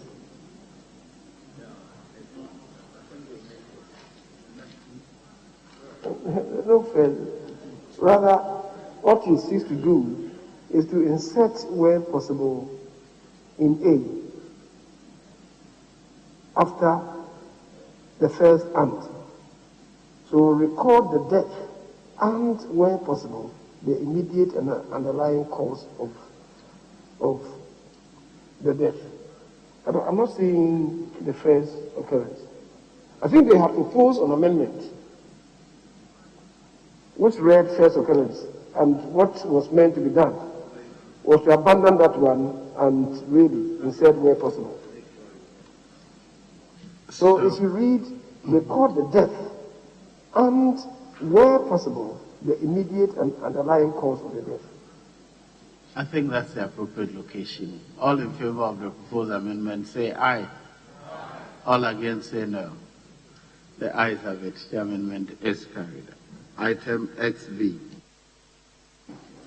Mr. Speaker, amendment proposed, subclause 2, paragraph B. Before transmit, insert within 7 days of the arrival of the deceased person. I so move. All in favor of the proposed amendment say aye. All against say no. The ayes have it. The amendment is carried. Now, clause 19, as variously amended, shall stand part of the bill. All in favor say aye. All against say no. The ayes have it. Clause 19, as amended, shall stand part of the bill. Clause 20. Registration of fetal death. Amendment proposed. Chairman. Mr. Speaker, clause 20. Amendment proposed. Line 2. Delete an urban, zona, town, and area council and insert the sub-districts within a district. I so move. All in favor of the proposed amendment say aye. All against say no. The ayes have it. The amendment is carried. Honourable Leader. Just, if you can guide me a bit. You've called the question on clause 19, but there's a problem that you may want to look at. It says, days of the arrival of the deceased person. It presumes that the deceased person is arriving. How can the deceased person arrive? Sorry, which? XV. You said 19 days of the arrival of the deceased person. It's like the deceased person is coming. That's very dangerous. After the body of the deceased person is brought, I can see it. But the deceased person cannot arrive. Very well. Within 7 days of the occurrence of the death would be this person can arrive.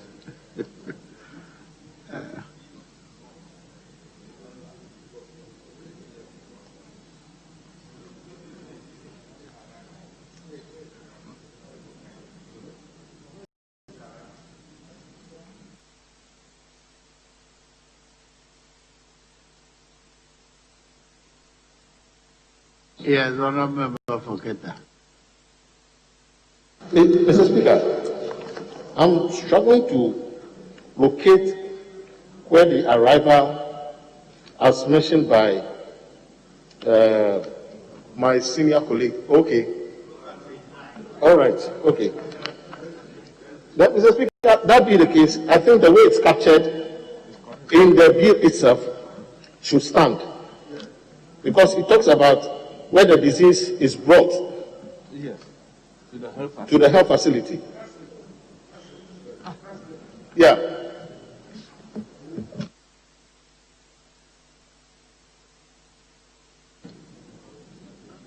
Yes.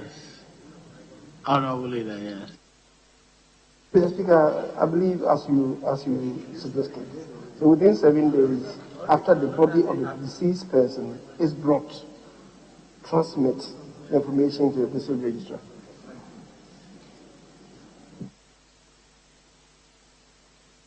Yes.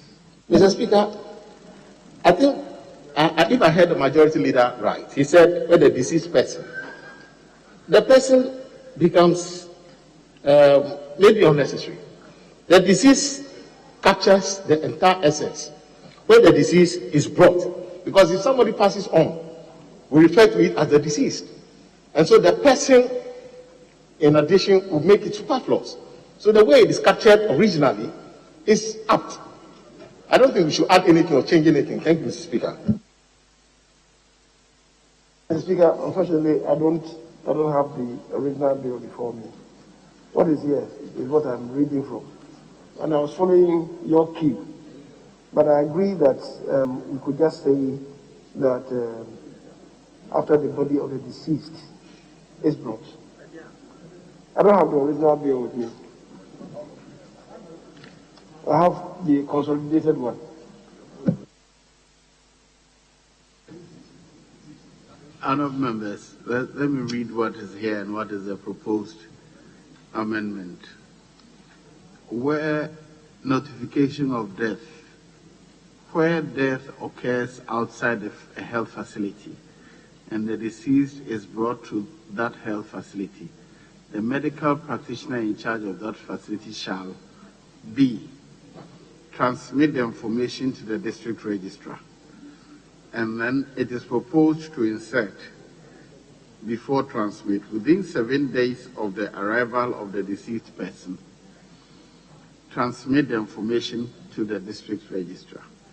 So probably we can just say within 7 days of the arrival of the corpse. Yes, Honourable. I think that there's nothing wrong with the arrival of the deceased person. It's not the deceased person that is arriving. It must be carried. It's a corpse that is carried to the place. And it is only after the deceased body, or whatever you want to say, arrives there, within 7 days after the arrival, then you are to comply with this. So, but when you change the meaning to think that a dead person is arriving, of course it will be ridiculous. But it is not a dead person that is arriving. It's a dead body that is arriving. And it is only when it is arrived. Yes. The dead body cannot arrive. Somebody has to bring it. Somebody must bring the dead body. So when the disease is brought, it's proper. And you can't say when the disease is arriving. It means that the disease is coming himself, and he cannot do that. This is a Timothy English. The dead body cannot arrive. Honourable Minister, the Achimotans have arrived, but the Tepa Secondary School people are leading the discussion. So you should have room for the Tepa and the Jabing and the Aburi people in the language. Okay, Prempeh College, I accept that. Mr. Speaker, yes, Honourable Minister. Oh, sorry. Mr. Speaker, I understand my good minister friend, but in medicine or the medical people, they write dead on arrival.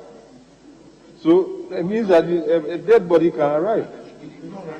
They write dead on arrival. So, Mr. Dead Body can write. Honourable members, Why should I offend the doctor? having regards to the state of the business of the House, I direct that the House sits outside the regular sitting hours. Yes. Yes, Honourable Speaker. Member for the Interior. We can say arrival of the body of the deceased person. We can just substitute that with corpse. Is that not the same thing? C-O-R-P-S-E. It will cure the challenge which he has. Yes, leader. Mr. Speaker, the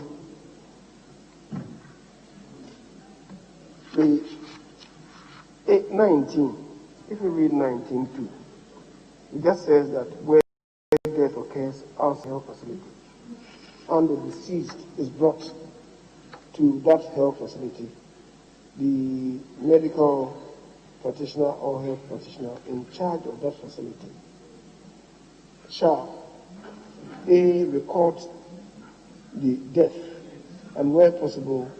Leader, they say they can't hear you. No, not the shield.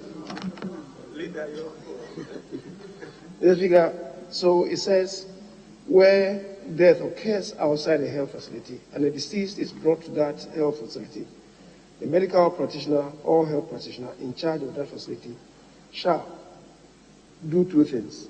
A, record the death and where possible the immediate and underlying cause of the death. And B, within 7 days after the deceased is brought, transmit the information to the registrar. Mr. Speaker, the 7 days qualifies just the B because the A has no time frame.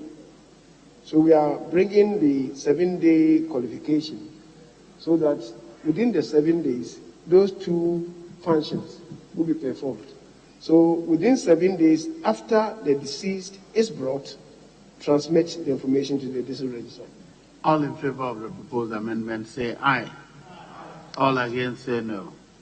The ayes have it. The amendment is carried. Now clause 19 as variously amended shall stand part of the bill. All in favor say aye. All against say no. The ayes have it. Clause 19 as amended is ordered to stand part of the bill. Clause 20. We had already moved a motion on clause 20, so I was putting the question. All in favor of the amendment proposed to clause 20 say aye. All against say no. The ayes have it. Clause 20 as amended. Sorry. All in favor of clause 20 as amended, being a part of the bill, say aye. All against say no. The ayes have it. Clause 20 as amended is ordered to stand part of the bill. Clause 21. Person responsible for the registration of fetal death. Amendment proposed. Chairman. Mr. Speaker, clause 21, amendment proposed, opening phrase, line 1. Delete who would have been. I so move. Yes, Honourable Leader. The Speaker will delete would have been and insert is. So to read where a fetal death occurs, the person who is responsible for the registration of the birth under subsection 5. All in favor of the proposed amendment say aye. All against say no. The ayes have it. The amendment is carried. Now clause 21 as amended is ordered to stand part of the bill. All in favor say aye. All against say no. The ayes have it. Clause 21 as amended is ordered to stand part of the bill. Clause 22. Burial permit for fetal death. Amendment proposed. Chairman. Mr. Speaker, clause 22. Amendment proposed. Line 4, before disposition, insert forms of. I so move. All in favor of the proposed amendment say aye. All against say no. The ayes have it. The amendment is carried. Now clause 22 as amended is ordered to stand part of the bill. All in favor say aye. All against say no. The ayes have it. Clause 22 as amended is ordered to stand part of the bill. Clause 23. Registration of death. Amendment proposed. Chairman. Mr. Speaker, clause 23. Amendment proposed. Subclause 1, line 1. Before death, insert A. And in line 2, delete 14 and insert 10. I so propose. I so move. All in favor of the proposed amendment say aye. All against say no. The ayes have it. The amendment is carried. Item XX. Chairman. Clause 23, amendment proposed. Subclause 2, delete and insert the following. Despite subsection 1, the district registrar shall only register a death that is reported more than 10 days after the death occurred, if the prescribed fee for late registration has been paid. I so move. All in favor of the proposed amendment say aye. All against say no. The ayes have it. The amendment is carried. So, with this amendment, if the prescribed fee is not paid, you don't register the record of the death. Chairman. Mr. Speaker, we are bringing in the payment of fees as a measure or as a punishment for not observing the period that has been prescribed for the registration. I agree. So if the person fails, what happens? You don't record the fact of the death. You're keeping a register. Somebody is late. You want him to pay. He's not asking for a certificate. In this case, he was just recording. If a person is asking for a certificate, you may ask for late fee. But if he just wants to give you information and he refuses or fails to pay the fee, what happens? You won't record the information. Honourable Deputy Minister, I think you should reconsider this. Mr. Speaker, I think if you want to encourage the registration of debts, we should not say that beyond 10 days, if you haven't paid the prescribed fee, then the registrar will not register the debt. Probably we should find a way out of this. Because I see under 3, even under 3, after 12 months, debt will be registered, except the written authority of the registrar. So, saying if you don't pay the fees, it will not be registered after 10 days, we may have to be looked after again. I don't know. I think you should rethink the entire clause 23, the part for purposes of record keeping. If it's for an application for a certificate, I would understand that. But for the purposes of keeping the record, I think introducing a fee and refusing to register the fact if the fee is not paid would distort your register. Yes, I remember for hours. Yeah, I think that even the reducing the 14 days to 10 days, I mean, that again is a little bit of a problem because people are very reluctant to report deaths. So, but if you put a time limit within which the thing is free, we should still encourage that one, the 14 days, so that people can go and register the deaths.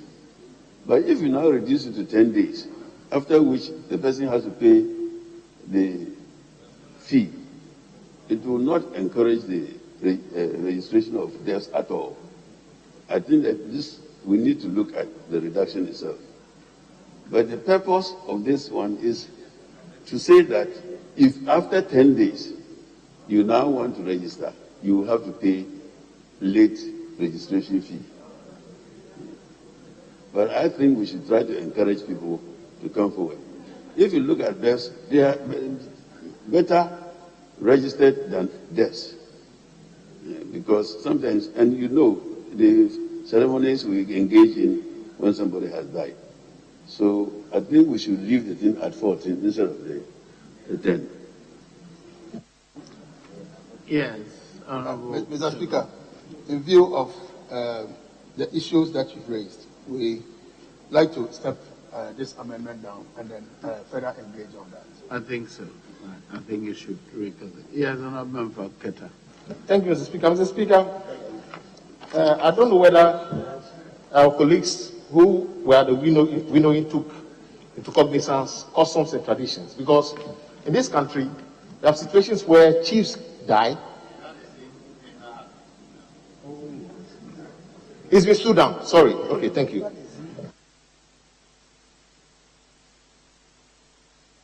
Very well. So let's continue with that. So should I stand the entire 23 down and proceed to clause 24? Yes, Leader. Mr. Speaker, I think the concern here is what to do in the event of default.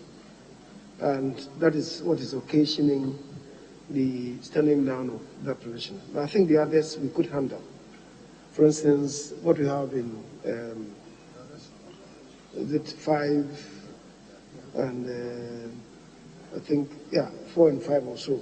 We could deal with those ones. The major one is what we have related to, what to do in the event of default. Very well. In that case, I'll skip XXI and go to XXII. Mr. Speaker, clause 23, amendment proposed. Subclause 3, line 3 to 5. The late specified fee for late registration determined in accordance with the Fees and Charges Miscellaneous Provision Act. I have pulled that one down. So go to XSII, subclause 4. Mr. Speaker, clause 23, amendment proposed, subclause 4, delete and insert the following. The district registrar shall, upon receipt of a note of the written authority of the registrar, enter the notes in the register. I so move. All in favor of the proposed amendment say aye. All against say no. The ayes have it. The amendment is carried. Item XXIII. Mr. Speaker, clause 23, amendment proposed, subclause 5, line 3, delete was and insert is, and also delete 90 and insert 30. So move. All in favor of the proposed amendment say aye.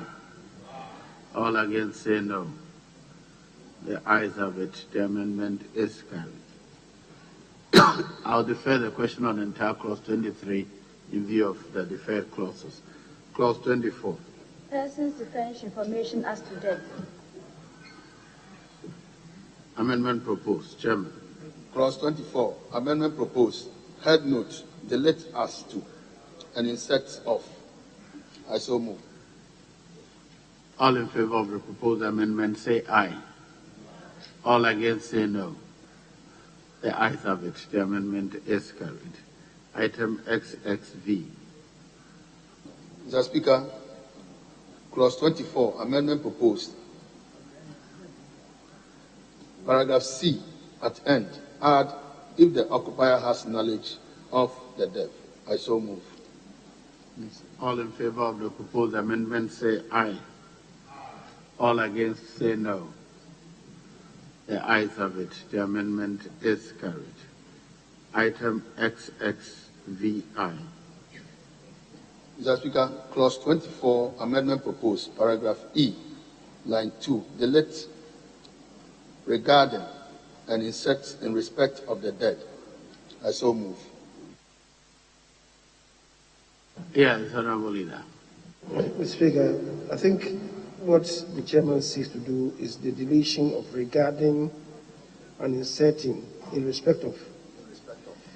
So the death should still be death and not dead, or held an inquiry in respect of the death, not dead.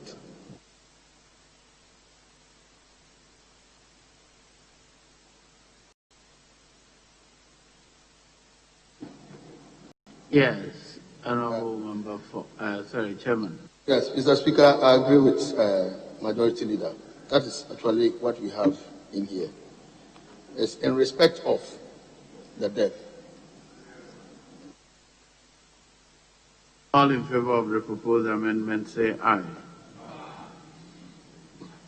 All against say no. The ayes have it. The amendment is carried. Now clause 24 adversely amended shall stand part of the bill. All in favor say aye. All against say no. The ayes have it. Clause 24 adversely amended. Sorry to stand part of the bill. Clause 25. Certificate of medical practitioner. Amendment proposed. Chairman. Clause 25. Amendment proposed. Add the following new subclause. Where a health practitioner was in attendance during the illness of the deceased, the health practitioner shall notify the supervising medical practitioner of the death, and the supervising medical practitioner shall issue to the person who provides the particulars for the death a medical certificate that states the cause of death. I so move.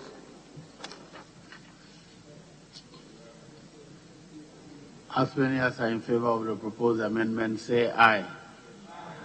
All against say no. The ayes have it. The amendment is carried.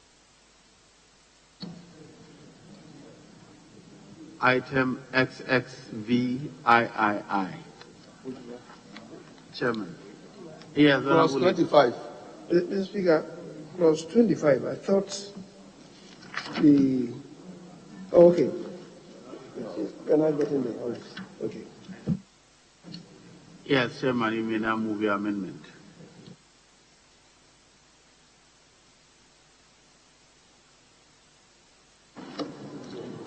Clause 25, amendment proposed. Subclause 2, line 1. Delete the recipient of and insert a person who receives, and also delete deliver and insert submit. All in favor of the proposed amendment say yes. Mr. Speaker, I want to make a further proposal, amendment proposal 2. We are maintaining the recipient of. So the new rendition will be the medical practitioner who was in attendance. No, that's 2.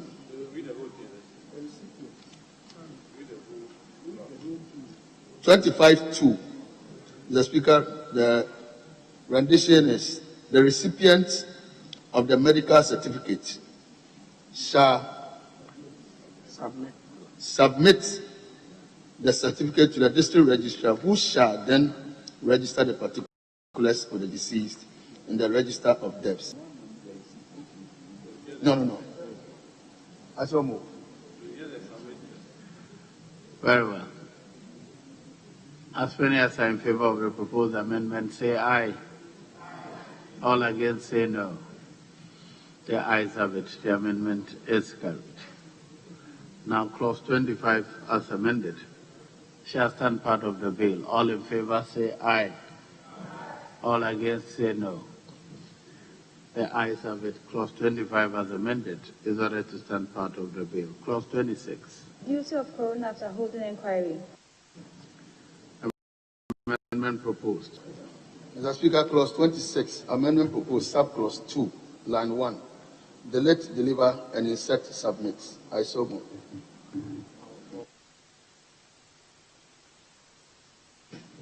All in favor of the proposed amendment say aye. All against say no. The ayes have it. The amendment is carried. Item XXX. Chairman. Mr. Speaker, clause 26, amendment proposed, subclause 3, opening phrase, line 3. Delete died and insert suffered. I so move. All in favor of the proposed amendment say aye. All against say no.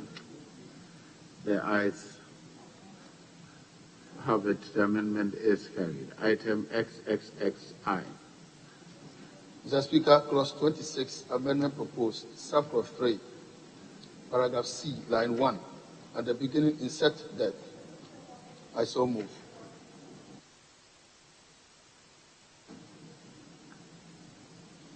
All in favor of the proposed amendment say aye. All against. But, sorry, 3C. And you said we should insert death at the beginning. But look at, read from 3, where a coroner is informed that a dead body has been found, or that a person died in the district. The coroner has reasonable cause to suspect that the person has died, see, death while detained.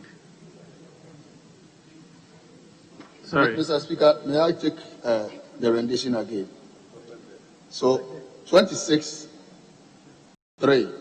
where a coroner is informed that a dead body found or that a person has died in the district, and the coroner has reasonable cause to suspect that that person has suffered, and then the C, death while detained in a prison, psychiatric hospital, or public institution other than a hospital.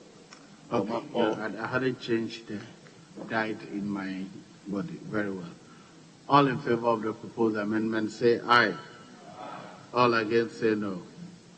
The ayes have it. The amendment is carried. Item XXXII. Mr. Speaker, clause 26, amendment proposed, subclause 3, paragraph D, line 1, and beginning insert death. I so move.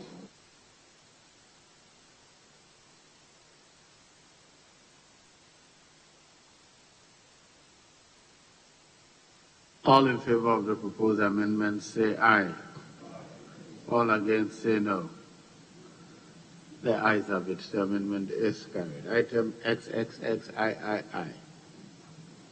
Mr. Speaker, clause 26, amendment proposed, subclause 4, line 2, delete A and insert there. And in line 3, before others, insert in writing. I so move.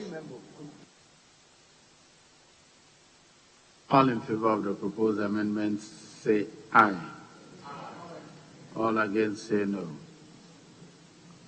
The ayes have it. The amendment is carried. Now, clause 26 as variously amended shall stand part of the bill. All in favor say aye. All against say no. The ayes have it. Clause 26 as variously amended. Ordered to stand part of the bill. Clause 27. Debate. Yes, amendment proposed. Chairman. Clause 27, amendment proposed, subclause 1, paragraph B, lines 2 and 3. Delete specified fee determined in accordance with the Fees and Charges Miscellaneous Provisions Act 2018 Act 983 and insert prescribed fee. I so move. All in favor of the proposed amendment say aye. All against say no. The ayes have it. The amendment is carried. Item XXXV. Mr. Speaker, clause 27, amendment proposed, subclause 2, paragraph A, line 1. Delete into the country from another country and insert from another country into the country. I so move. All in favor of the proposed amendment say aye. All against say no. The ayes have it. The amendment is carried. Mr. Speaker, clause Item 27. XXXVI. Mr. Speaker, clause 27, amendment proposed. Subclause 2, closing phrase, line 3 to 5. Delete specified fee determined in accordance with the Fees and Charges Miscellaneous Provisions Act 2018 Act 983 and insert prescribed fee. I so move. All in favor of the proposed amendment say aye. All against say no. The ayes have it. The amendment is carried. Now, clause 27 as variously amended shall stand part of the bill. All in favor say aye. All against say no.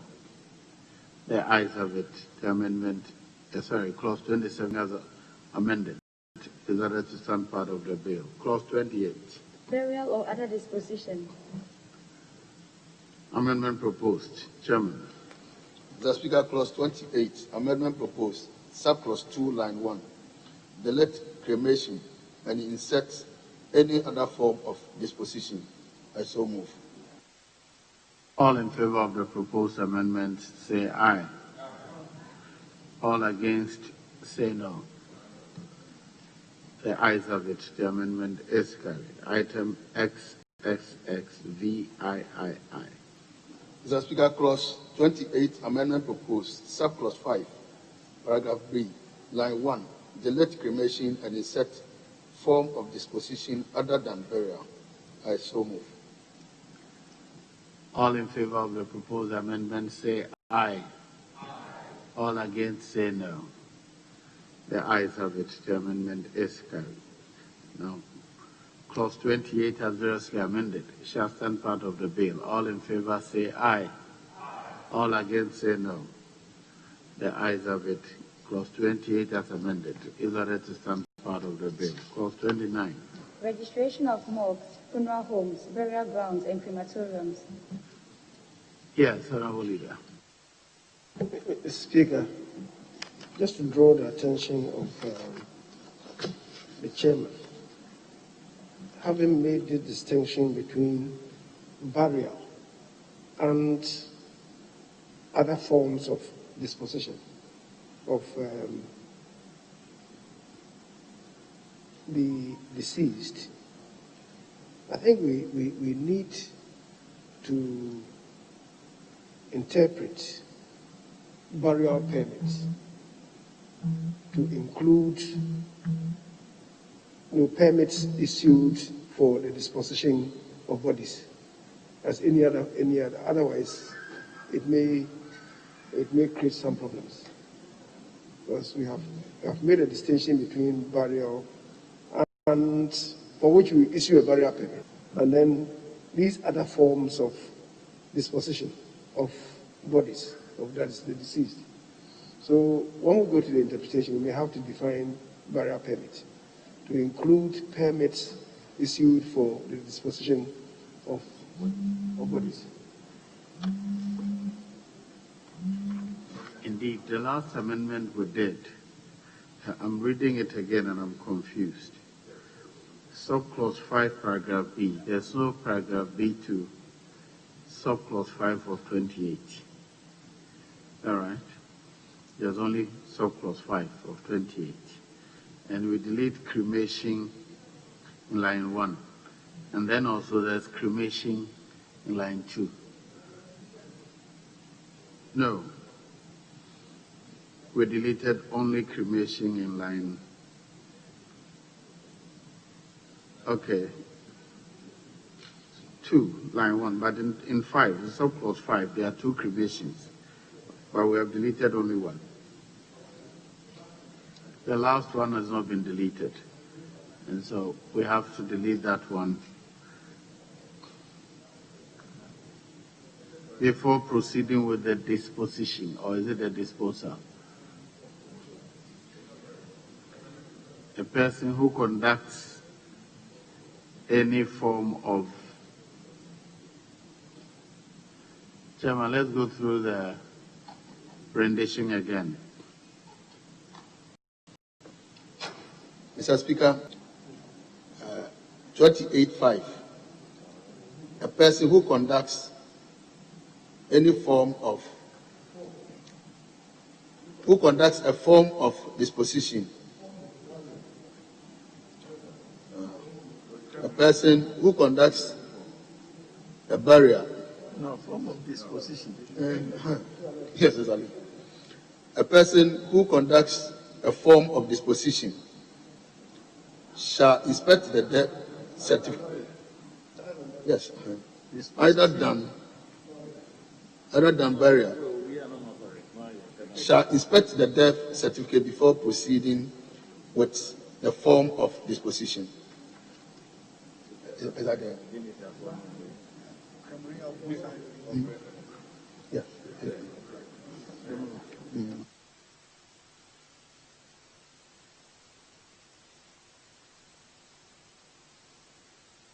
Yes, leader.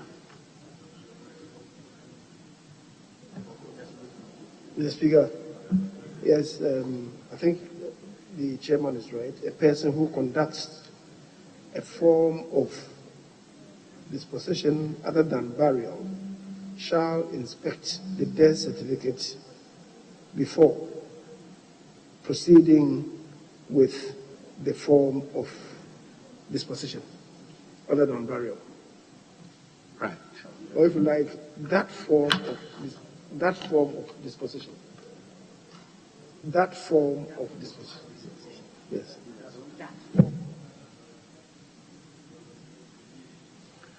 Very well. Honourable members.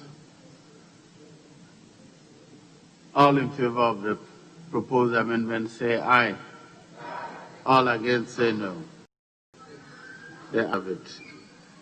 The amendment is carried. Now clause 28 as amended shall stand part of the bill. All in favor say aye. All against say no. The ayes have it. Clause 28 as amended is ordered to stand part of the bill. Now clause 29.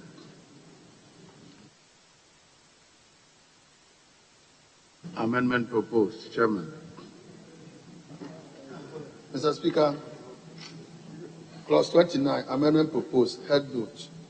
Delete grounds and crematoriums and insert grounds, crematoriums and other disposition facilities.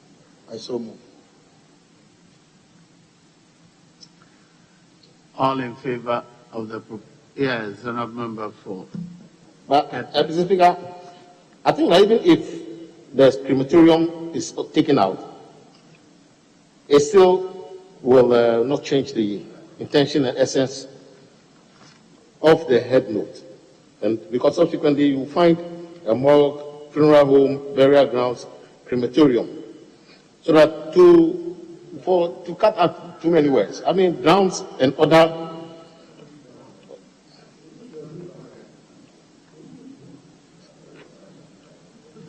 In actual fact, all they did was to add other disposition facilities. They didn't take out it completely. They removed the end, put a comma there, and added the end and other forms of dispositions at the end. So, all of the proposed amendments say aye. All against say no. The ayes have it. The amendment is carried. Item XL. Chairman. Mr. Speaker, clause 29, amendment proposed, subclause 1, line 2.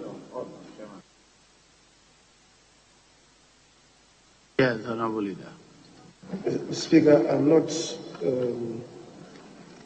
I'm not really running at cross purpose with what the chairman is doing, except I've just noticed that if we have to maintain the crematorium in the head notes and also let it run through the body in 29, then I believe that we should have to go back to 28 and allow the cremation to stand and then add any other form of disposition. Other than that, Mr. Speaker, we may have to debate the crematorium and just say burial grounds and other disposition facilities. That is also the other way. Yes. So that in the body as well, then we debate the crematoriums. That is the other way to do it.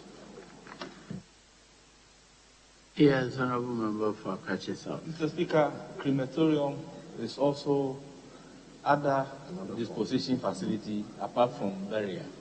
So in line with clause 28, I think we should delete crematorium here and it will be burial ground and other disposition facility. That's the second leg being proposed by the majority leader. Yes, Chairman. What do you say to the proposed amendment to your amendment? Mr. Speaker, I will go along with that. Once burial grounds and other disposition facilities covers crematorium, cremation, we are even told that people even propose that or even advise that when they are dead, they should be immersed in acid and all that. So those are some facilities that we are contemplating. So once we say other disposition facility, it covers the new ones that are emerging. Very well. So all in favor of the honourable member for Kettering. Mr. Chairman, I keep hearing the chairman saying burial grounds, burial grounds. Is it grounds or ground? Because I see ground in the document, but he keeps making reference to grounds, grounds, grounds. Is he asking that we amend the ground as it is to grounds? Very well. In legislation, ground and grounds are the same. Yes. The Speaker, I think he introduces something else. And as you do know, we have been legislating in singular forms. So we can just say registration of morgue, funeral home, burial grounds, and other disposition facilities, so that we singularize. All in favor of the proposed amendment say aye. All against say no. The ayes have it. The amendment is carried. Now, Chairman, you may proceed with clause 29. Mr. Speaker, clause 29, amendment proposed. Clause 1, line 2, delete ground or crematorium and insert ground, crematorium or any other disposition facility. Yes. Now, we don't want the crematorium again. So, Mr. Speaker, the proposed amendment, subclause 1, line 2, delete ground or crematorium and ground or any other disposition facility. I so move. All in favor of the proposed amendment say aye. All against say no. The ayes have it. The amendment is carried. Item XLI. Mr. Speaker, clause 29, amendment proposed. Subclass 1, add the following new paragraph. E, a disposition facility. I so move. Mr. Speaker, he must, I think in line with what you have done, we should delete the crematorium.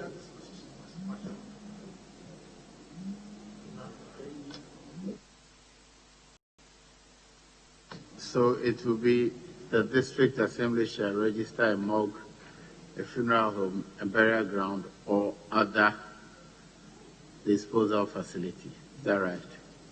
All in favor of the proposed amendment say aye. All against say no. The ayes have it. The amendment is carried. Now clause 29 as variously amended. Yes, Speaker, Leader. You haven't finished.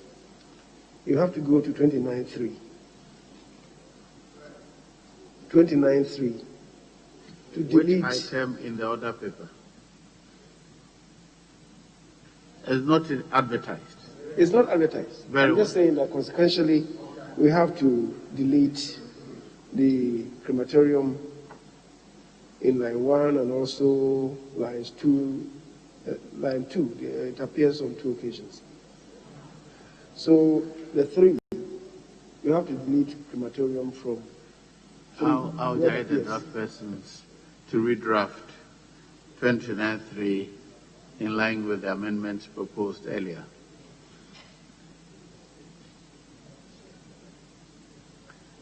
Yes, Honorable Obiamwa.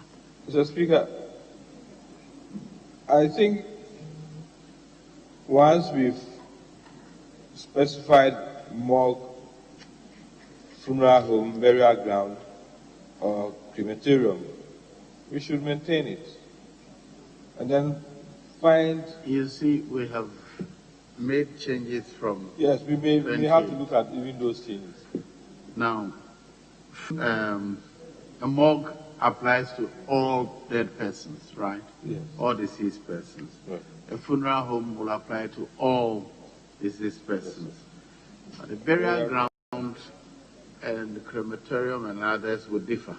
And that's why we accept the generally overwhelming majority one and define all others under, so that we don't have to repeat all. You may ignore some, you may overlook some.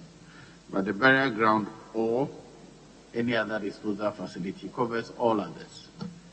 Right. All in favor of the proposed amendment say aye. All against say no. The ayes have it. The amendment is carried. Now, clause 29 as variously amended shall stand part of the bill. All in favor say aye. All against say no. The ayes have it. Clause 29 as variously amended is ordered to stand part of the bill. The draft persons are directed to look critically at 29.3 and make amendments or corrections in line with the amendments made in 28 and 29. Now, clause 30. Burial without permit.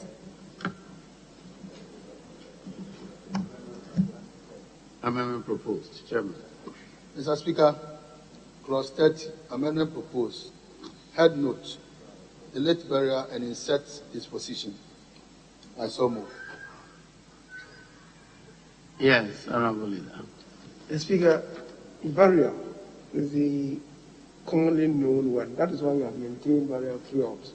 So rather, you should maintain burial and insert disposition. So it will be burial or disposition without permit. Yes, Keta. Mr. Speaker, I think that what the chairman proposed holds sway, because burial is a subset of disposition. And as long as burial is a subset of disposition, we need not mention it in the head note. So disposition without permit, as the chairman proposes, I think is out. So we should rather go with that amendment, and then there's only internal consistency. Thank you, Mr. Chairman. You're not supposed to respond to Yes, no, but I must go here. I thought what he said, what the Honorable Dafiamako said, should have affected what the Honorable was saying, because we have been talking about burial all through and other dispositions. So the internal consistency he spoke about should have affected your own your own submission, but yet you grabbed it for yourself. You thought it was made for you.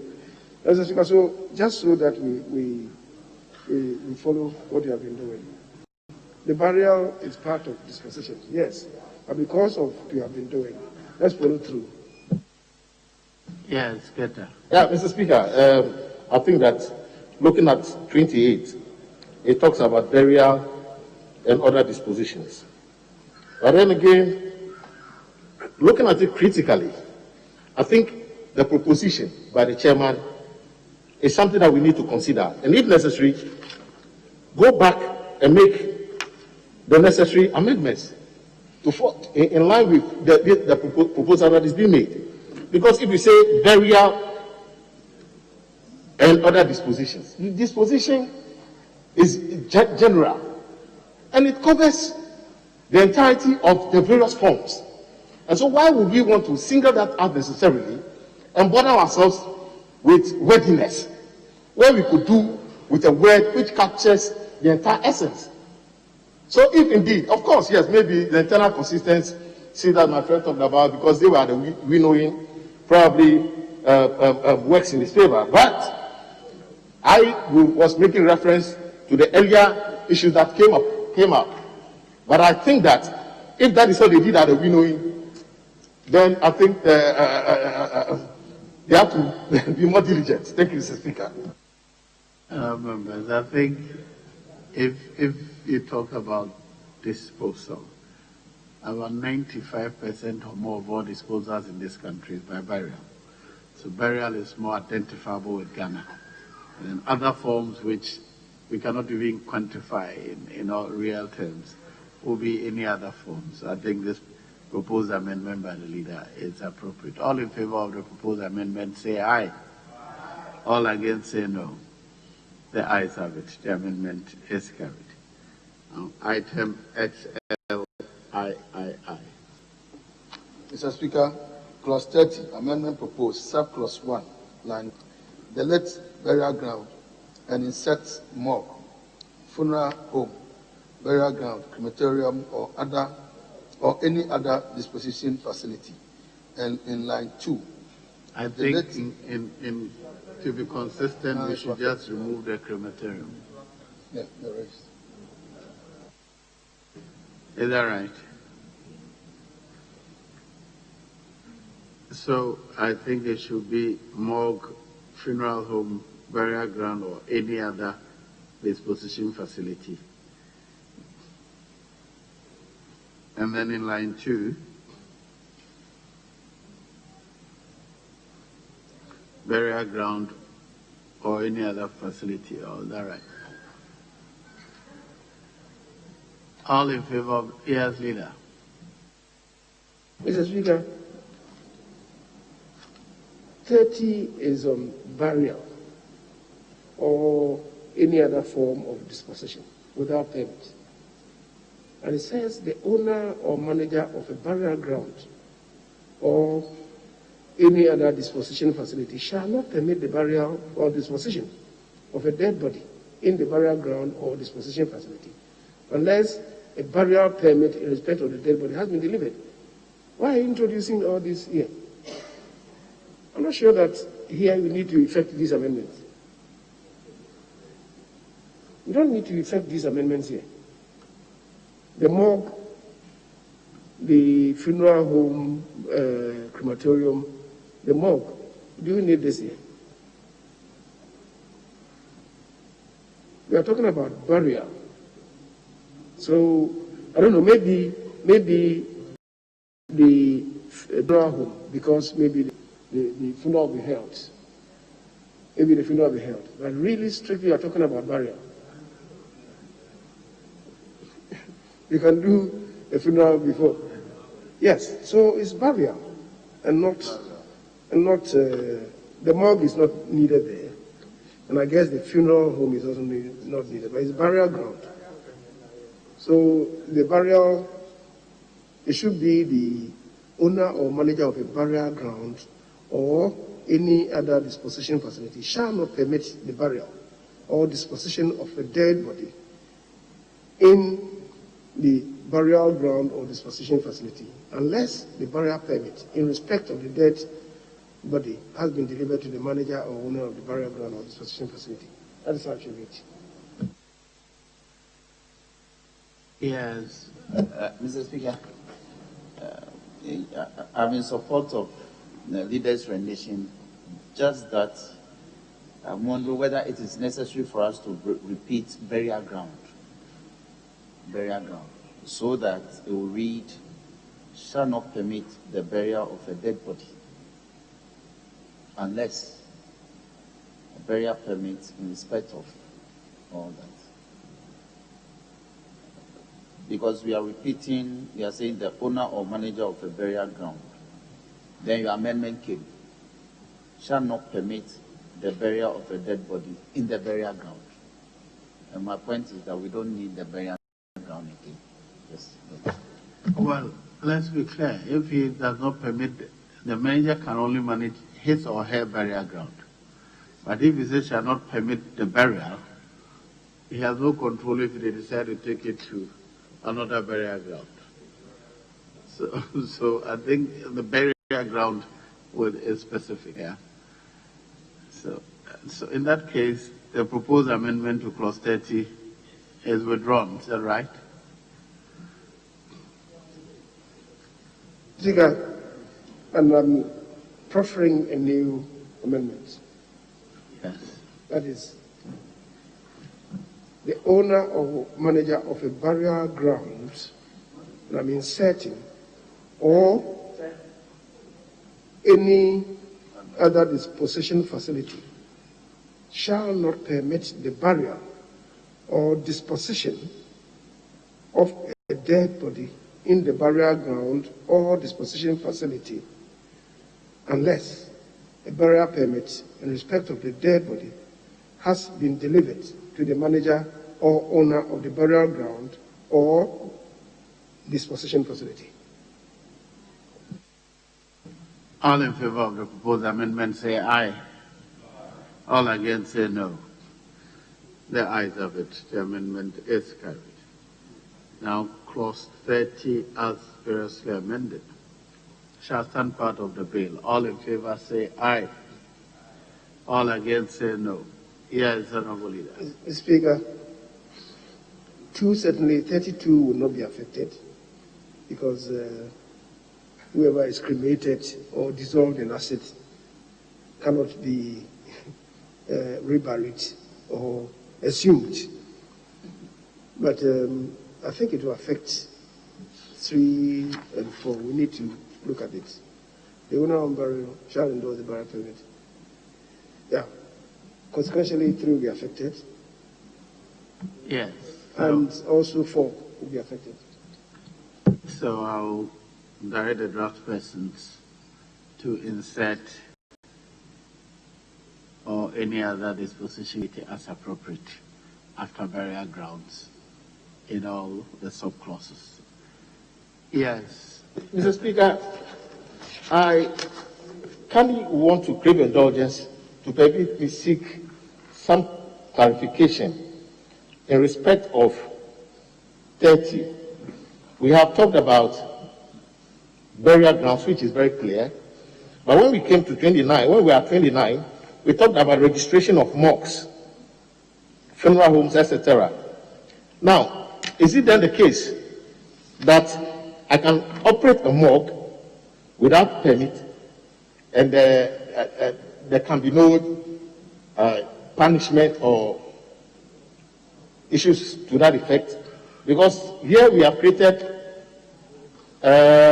situations for just burial grounds. But what about morgues? Doesn't mean that somebody can operate a morgue, an unregistered morgue? Because I've gone through, I've scanned through this and I've not seen anything. Please, listen to read 29. Every morgue, funeral home, burial grounds, all other disposal facility will be registered. But if you're going to bury, then the person must inspect your burial permit before. That's all there is to it. So if there's an accident immediately and the dead persons are carried to a morgue nearby, it can't produce a burial or even a death certificate.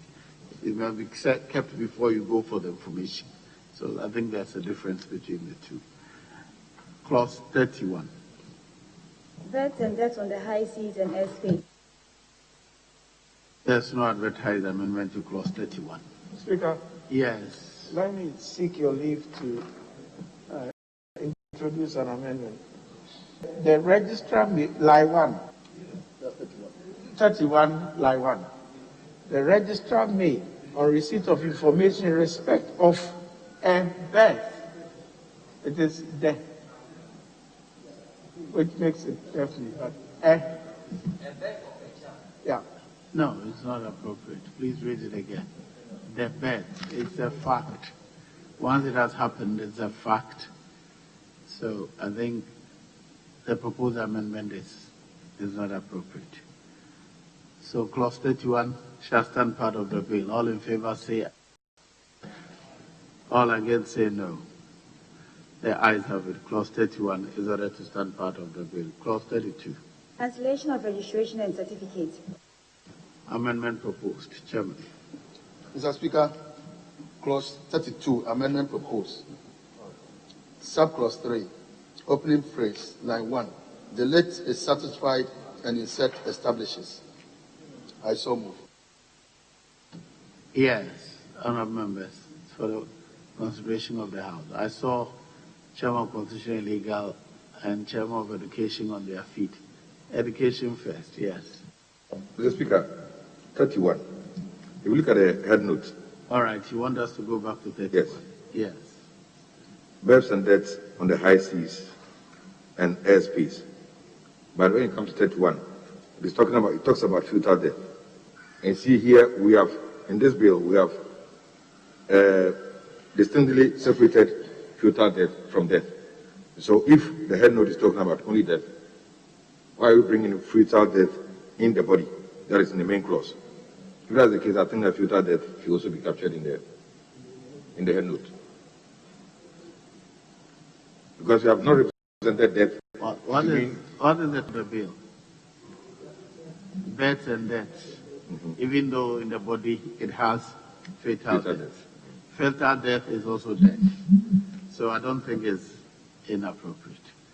Yes, constitutional legal. Yeah, Mr. Speaker, thank you. On the same 31, Mr. Speaker, I think that line 3 to line 4, instead of saying where the registrar is satisfied with respect to the veracity, we can simply say where the registrar is satisfied with the veracity and sufficiency of the particulars received. Is satisfied with respect to the Speaker it makes it too verbose. Yes. Honourable members, all in favour of the proposed amendment say aye. All against say no. The ayes have it. The amendment is carried. Now clause 31 as amended shall stand part of the bill. All in favour say aye.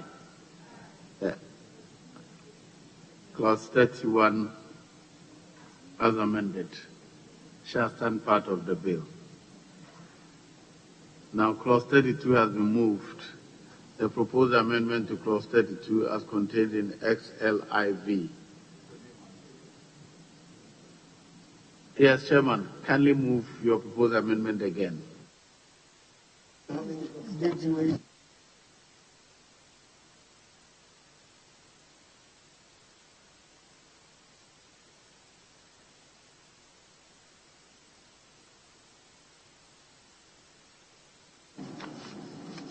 Mr. Speaker, clause 32, amendment proposed, subclause 3, paragraphs A and B.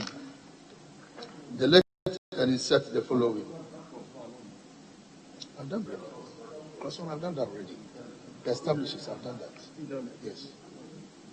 Honourable members, I'm advised that for our guide, the amendments from clause 32, we should use the other paper addendum so that we can now put aside the other paper and use the other paper addendum as our guide for the proposed amendments.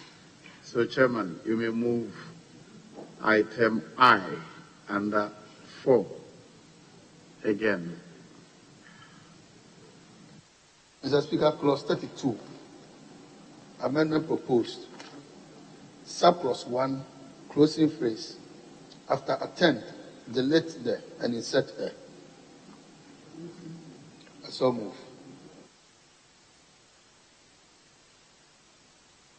Honourable members, for the consideration of the House, all in favour of the proposed amendment say aye. All against say no. The ayes have it. The amendment is carried. Now, item II.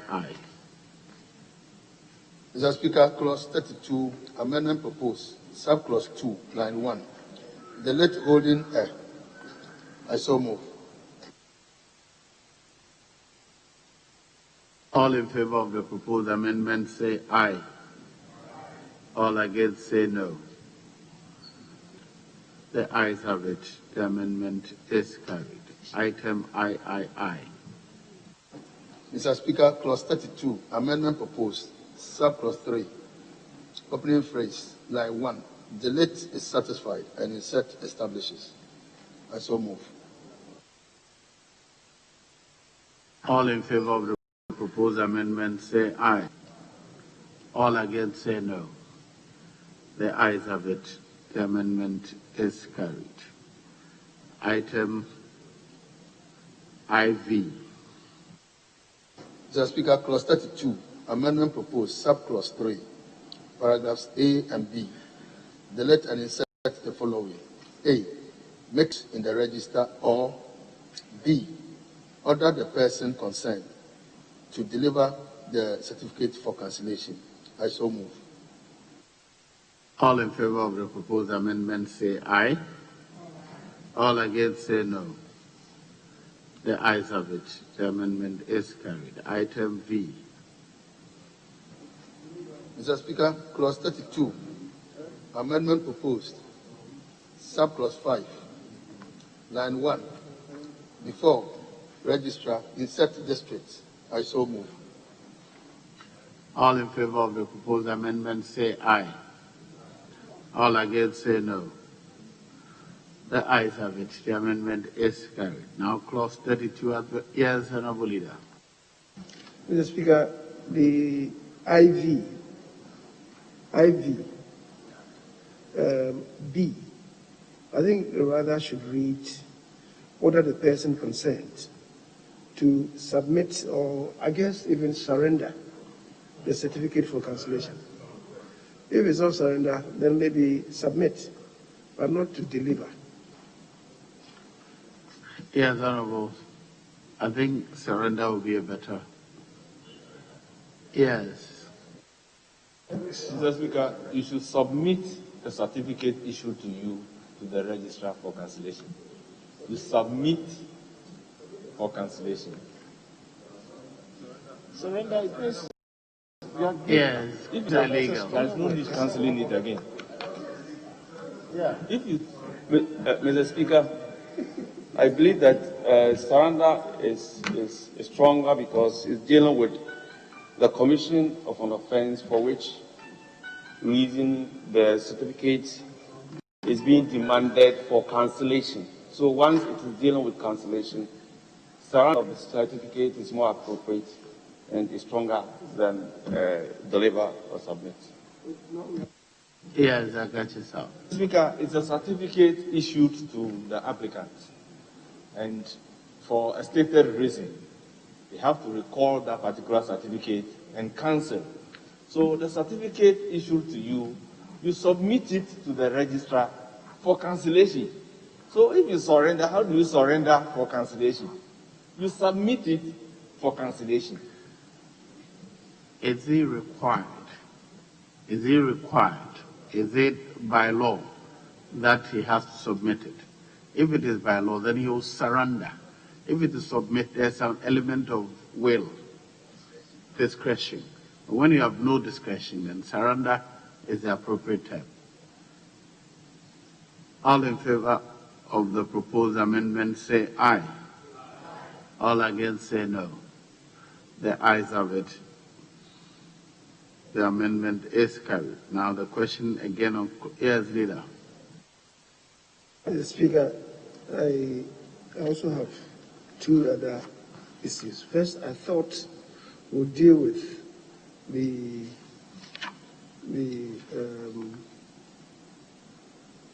I don't know whether it's sectional note, fraudulent registration and certificates.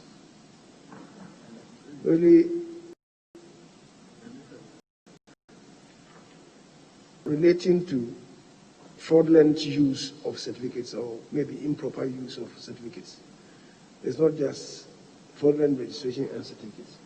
So we should qualify it. It should be fraudulent registration and I guess improper use of certificates. That is what this body is about.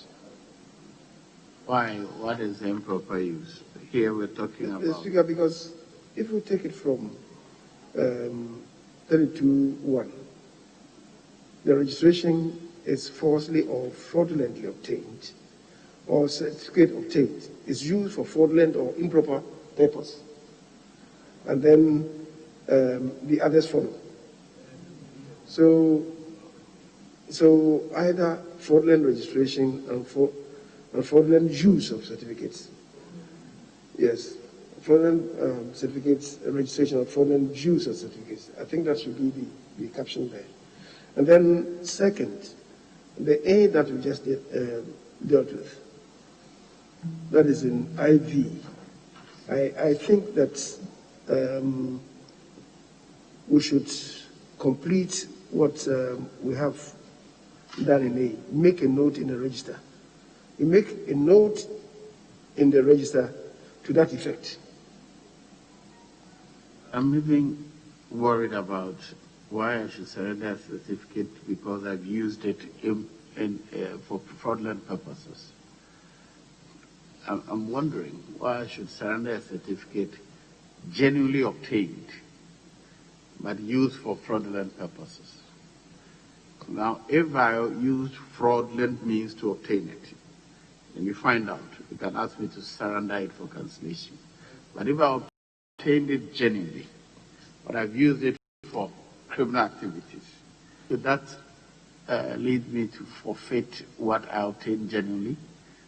I think that's a different scenario. So probably even this whole thing about is used for a fraudulent or improper purpose, we should look at it again.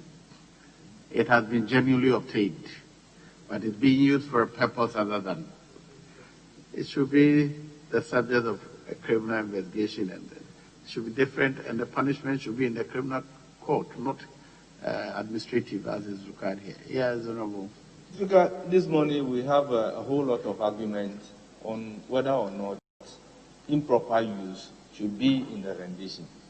Because once you genuinely legally obtained the certificate, it is only when you use fraudulent means of obtaining it that the fraud can vitiate the certificate that you have.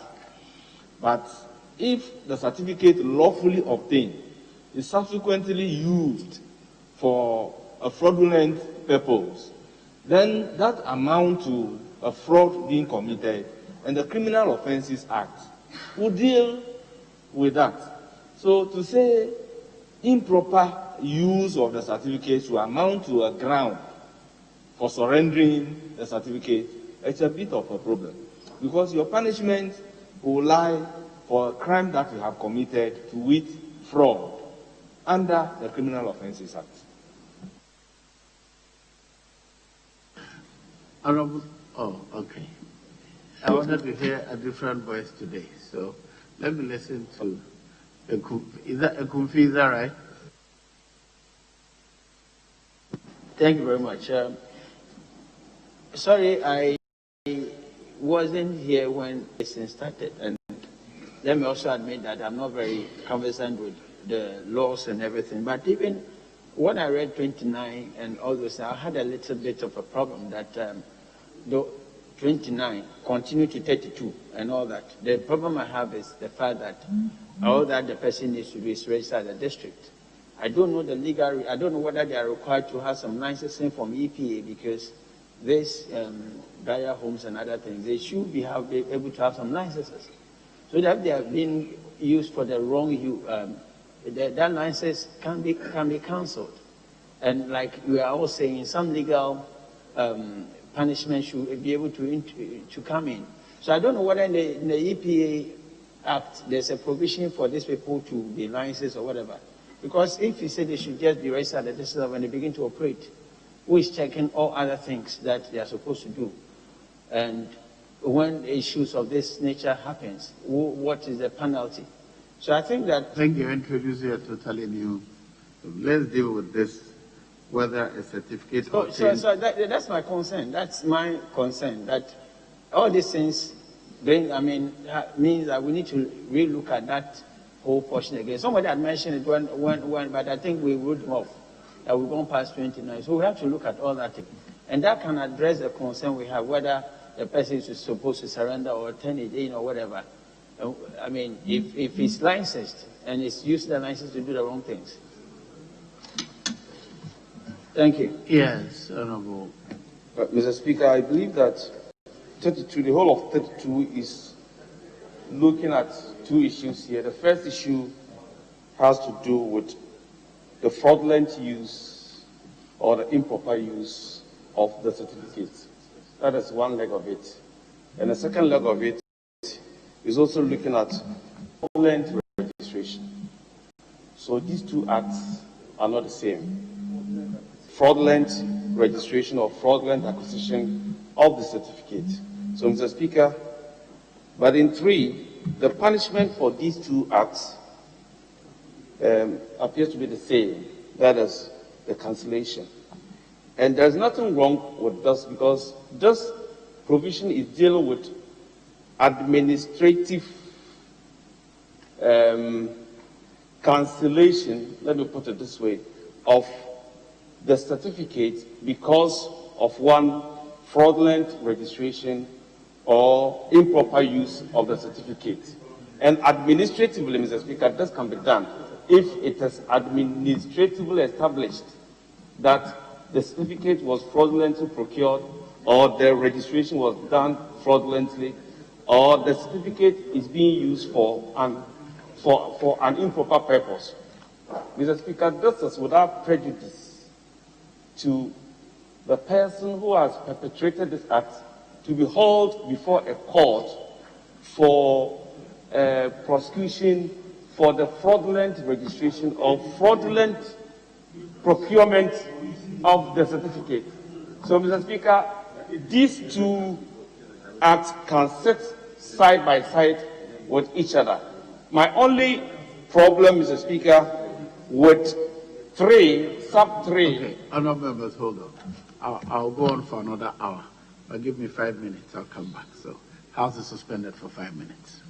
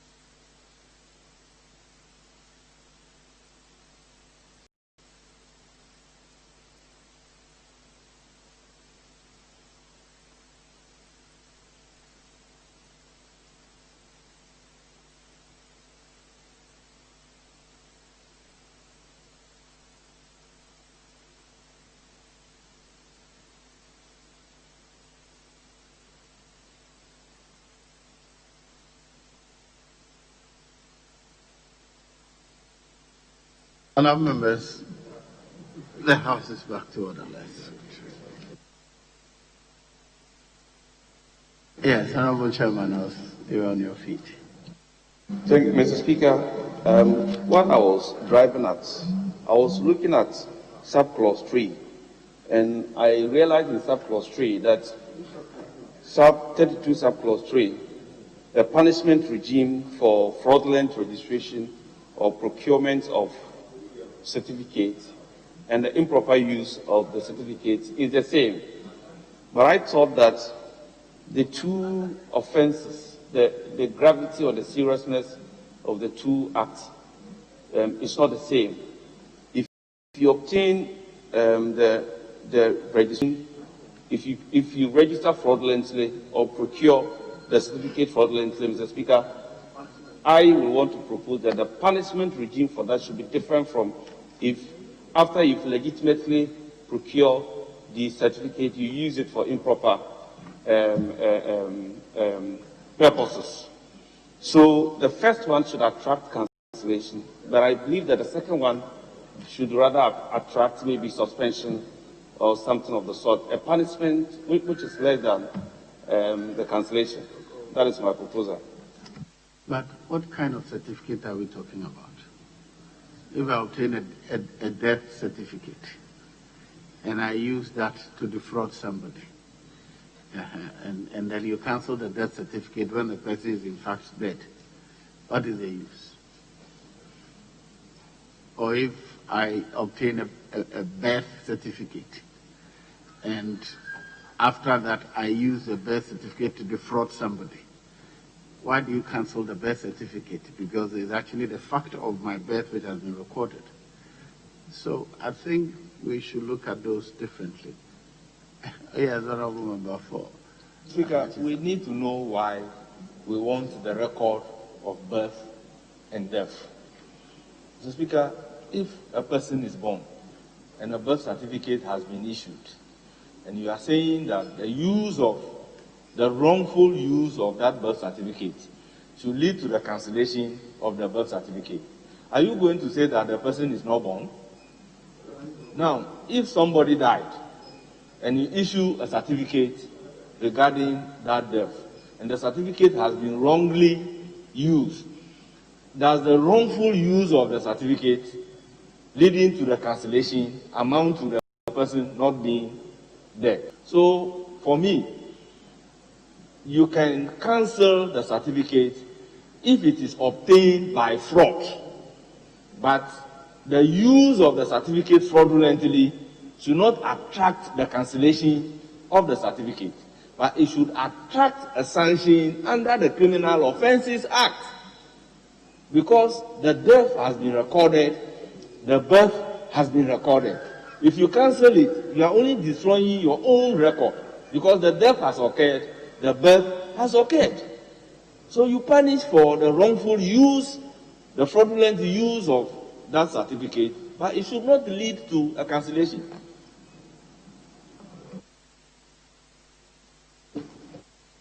Let me hear the chairman of the committee.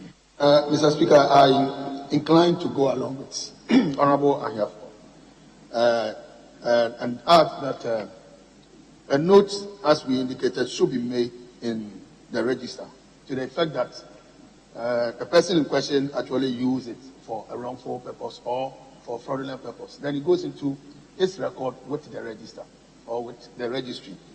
The punishment must be prescribed or must actually be taken care of by the Criminal Act and all that. So I think that we need to relook at this particular clause and then see how best we can structure it to accommodate this position. Yes, West before I come. Mr. Speaker, No, I give the floor to West first. West, okay, sir. Before I come to Mr. Speaker, thank you very much. I think the issue, that is why in the bill itself, they said that you should make a note.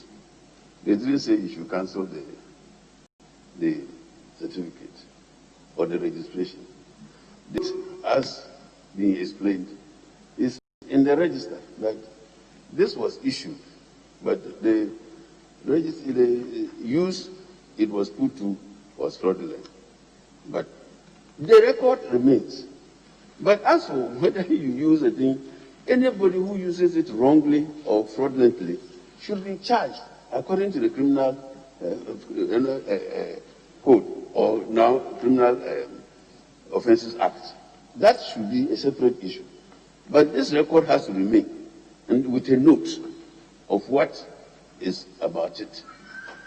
Now, if in the note it was that you gave the wrong date for whatever purpose, that can be corrected through the note. That this person actually died on this day, but this person, for whatever reason, because these things are linked to those who make claims at SNET, for purposes of inheritance and all kinds of things. So those notes are to indicate those things, but the offense has to be dealt with as a criminal offense. Thank you. Yes, Chairman of Constitution and Legal. Mr. Speaker, prosecution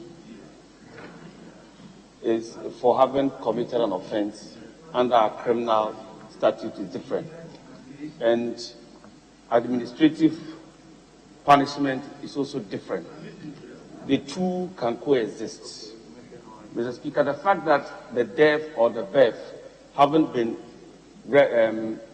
entered into the note doesn't still affect the cancellation or otherwise of the certificate, because, Mr. Speaker, if a person has a certificate, a birth certificate or a death certificate, that person can use it for some purposes. For instance, if it is a death certificate, that person can even use it to apply for a probate or letters of administration. But the long and the short of my submission, Mr. Speaker, is that somebody must suffer for having fraudulently procured a registration or having fraudulently procured a certificate. But apart from that, the person can still be punished under any court of competence jurisdiction for having committed these offenses. Senior member of the bar, double jeopardy. If you commit one offense, you're either prosecuted or there's an administrative penalty. Now, this one is recording a fact. The whole bill is about registration of births and deaths. Now, if I obtain the birth certificate of my deceased father and I use the certificate to defraud somebody, if I'm found out, I'll be charged under the Criminal Offences Act. But why should the certificate, which is only registering the death of my father, be withdrawn or cancelled? And why should the birth of me be cancelled because I use my birth certificate to defraud somebody? I'll be punished elsewhere. But the fact of my birth and the date in particular should remain. And the evidence is the certificate. But if, for example, my father was not dead, and I went and lied, deposed to an affidavit to obtain a declaration, I've seen that happen. Somebody who is not dead, people actually deposed to an affidavit and actually took letters of administration with will annexed for his will. That is fraud, right? That certificate is not deserving because truly my father was not dead, and so that can be cancelled.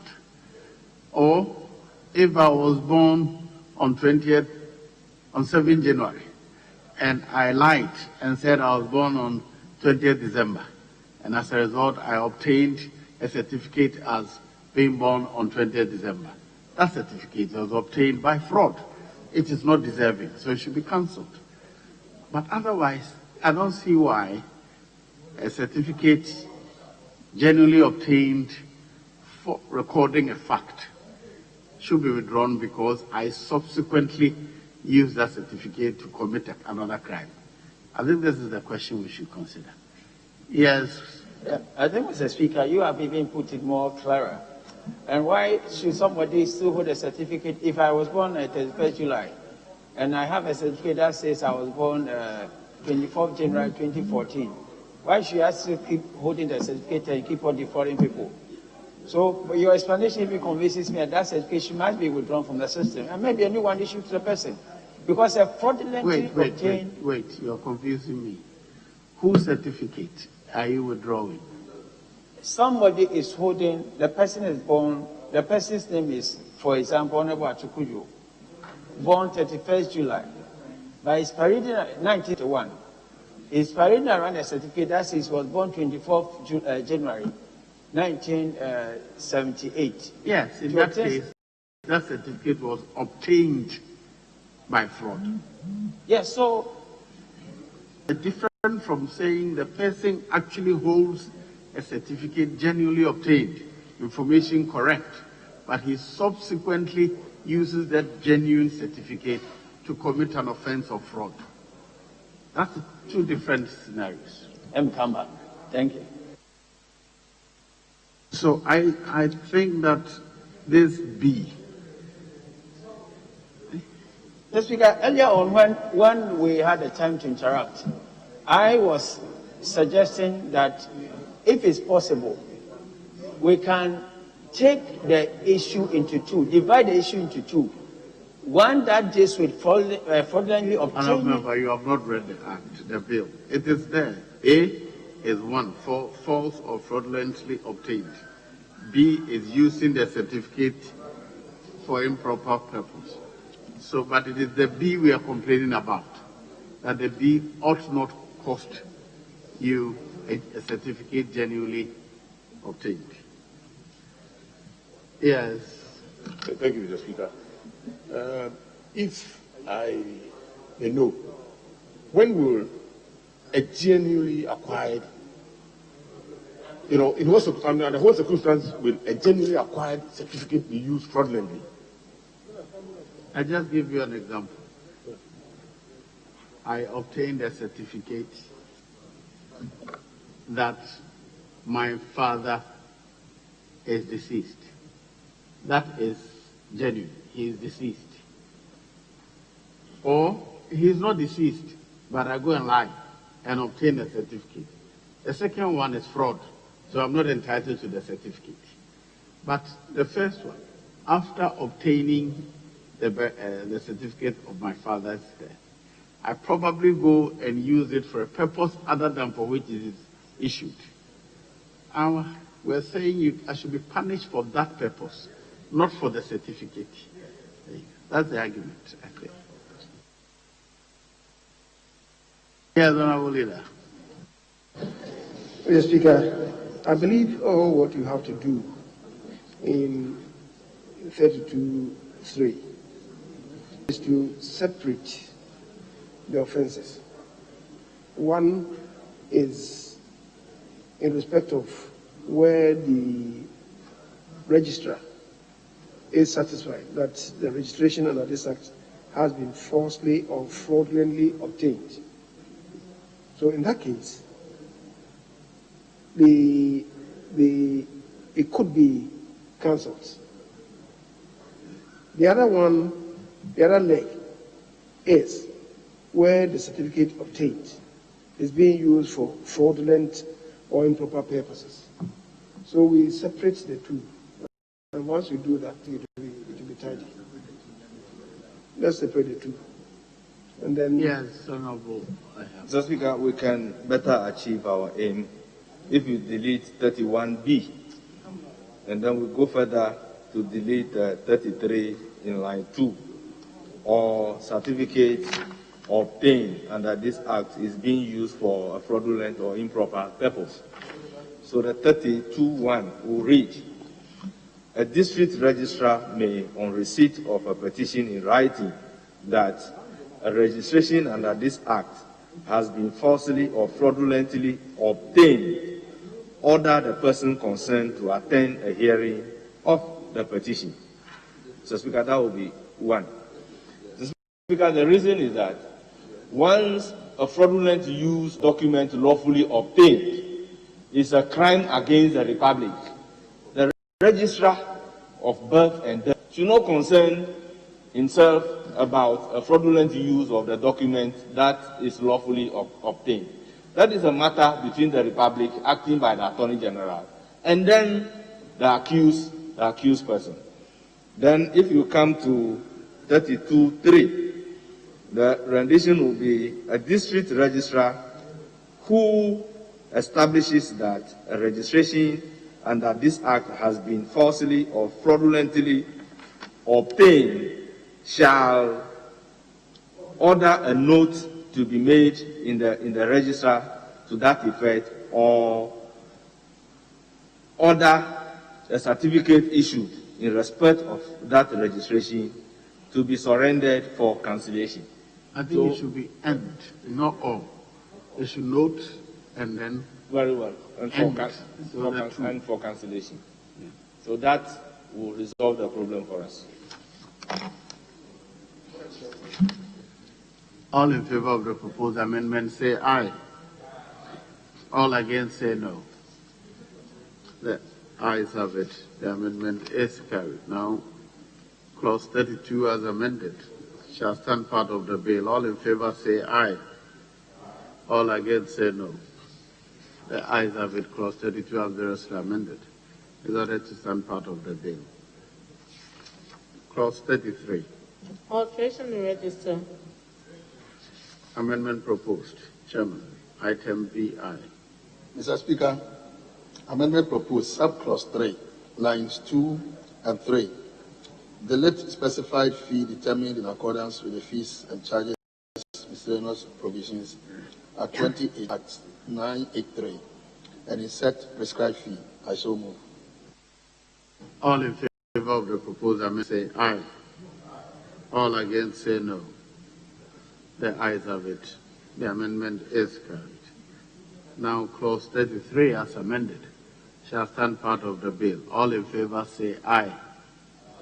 All against say no. The ayes have it. Clause 33 as amended is ordered to stand part of the bill. Clause 34. Error in certificate of a coroner. Amendment proposed. Chairman. Clause 34, amendment proposed, subclause 1 and 2. Delete and insert the following as advertised. I so move. Now, members, the proposed new clause is for the consideration of the House. All in favor of the proposed amendments? Yes, Honorable Deputy Minister. Mr. Speaker, I think there's an omission. It says where an error of fact or substance other than unrelating to the cause. There's an omission there.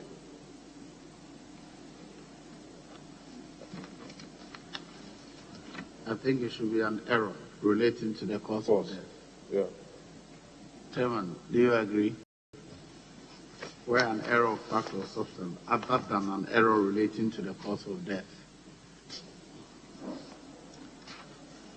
Mr. Speaker, I agree. I agree with that. So, all in favor of the proposed amendment say aye. All against say no. The ayes have it. The amendment is carried. Item VIII. Mr. Speaker, clause 30, amendment proposed, subclause 3. We are still at clause 34, please. Mr. Speaker, clause 34, amendment proposed, subclause 3, line 3, delete verbs, fetal deaths, or I so move. Yes, Honorable.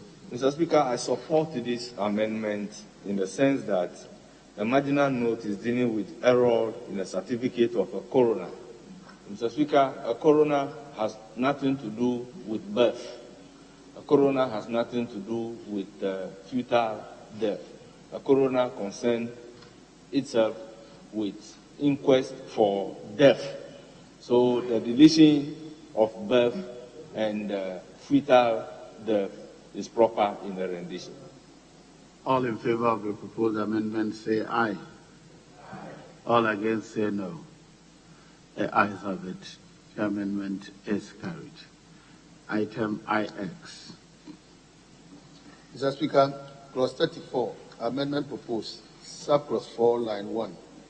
Delete verbs, fetal deaths, or I so move.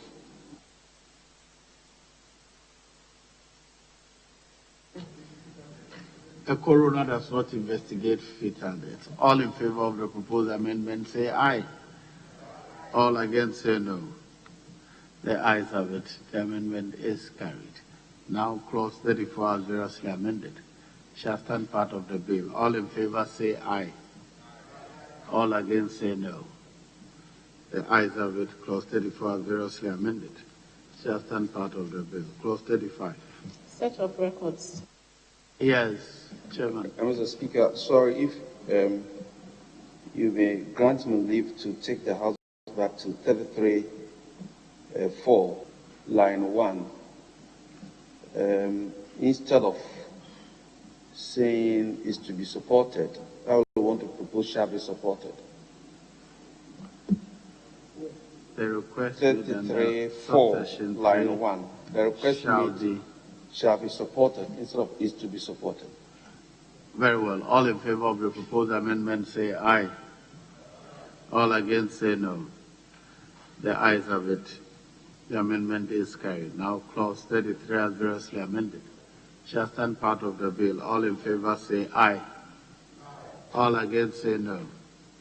The ayes have it. Clause 33 as amended shall stand part of the bill. Now clause 35. Yes, Chairman. Amendment proposed. Mr. Speaker, clause 35.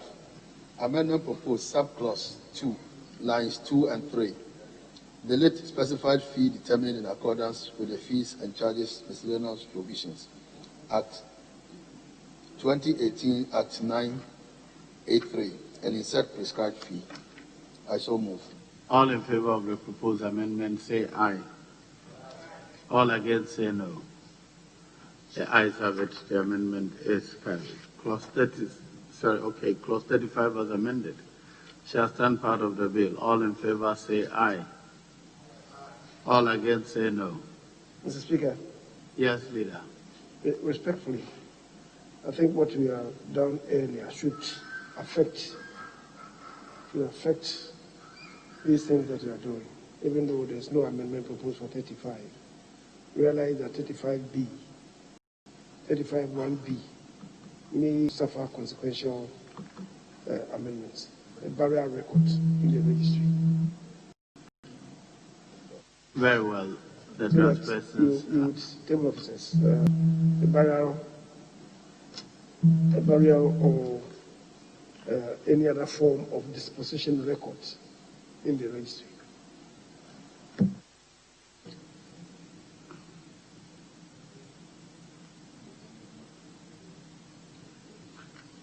Sorry, Leader, which one are you referring to? 35? Speaker, 35.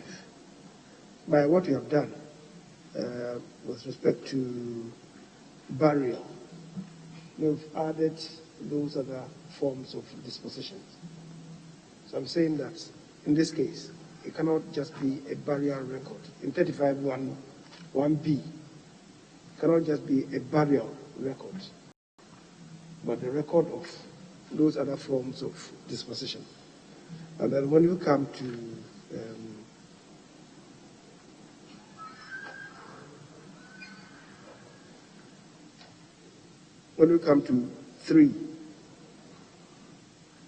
three, again, consequential amendments. That is 35(3).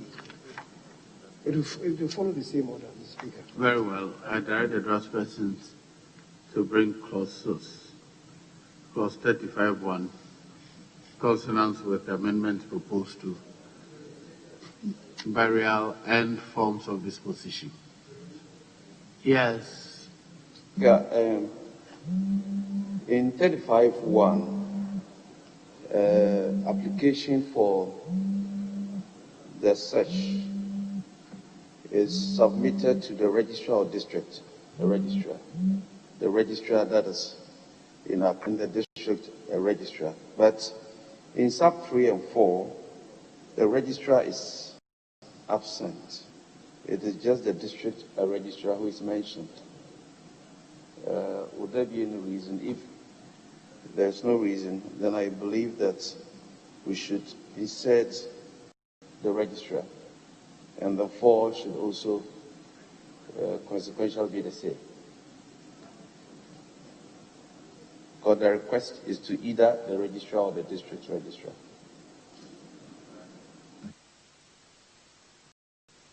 Yes. All of the proposed amendment say aye. All against say no.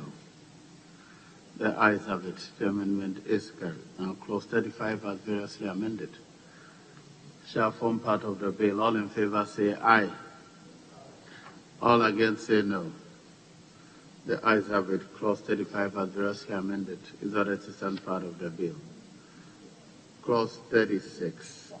Certified copy of entry in the register of writs. Amendment proposed. Chairman.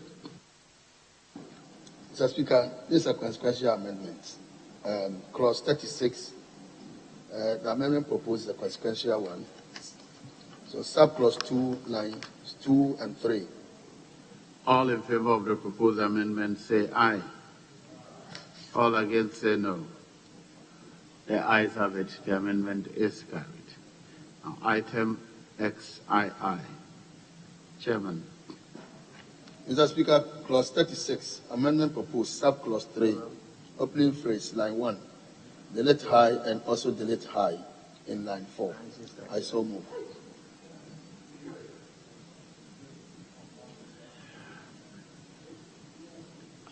Yes. Speaker, I support the amendment because the High Court has been used in 36(1). Therefore, if you come to 36(3), line 1 and line 4, if you say the court, you are only referring to the High Court. So there is no need repeating High Court, High Court, High Court. So because you use the High Court in 36(1), the subsequent rendition can use the definite article, the court, the court, the court, and it means the High Court. All in favor of the proposed amendment say aye. All against say no. The ayes have it. The amendment is carried. Item XIII. Mr. Speaker, clause 36, amendment proposed.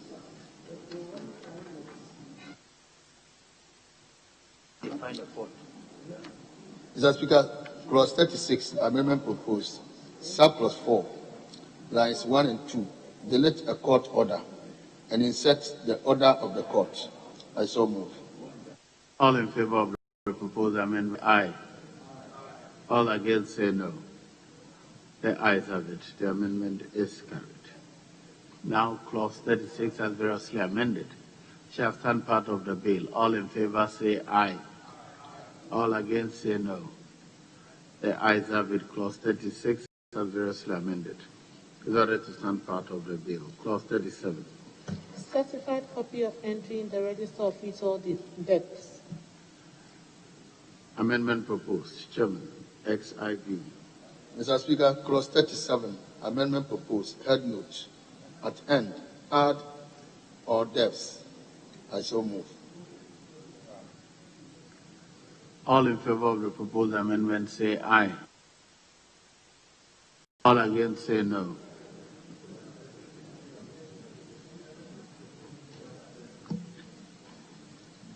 Item XV. Mr. Speaker, clause 37, amendment proposed, subclause 1 and line 4, after debts, insert or debts. I so move.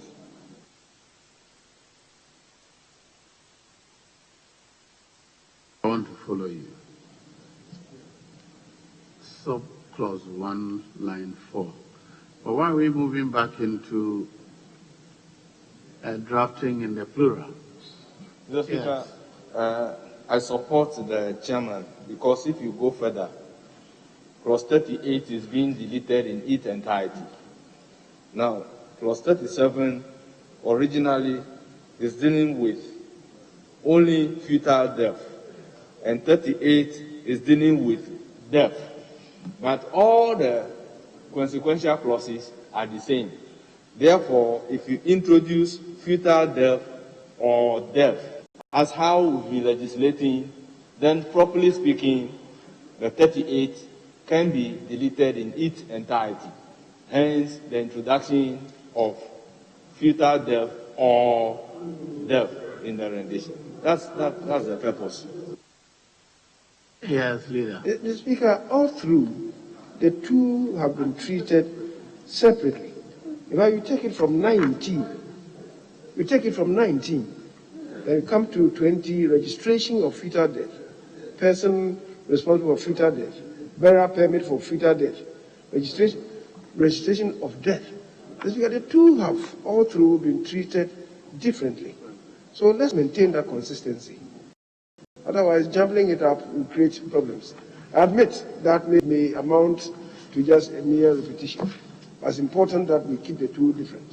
Otherwise, we have to go back and put the two together in much the same way.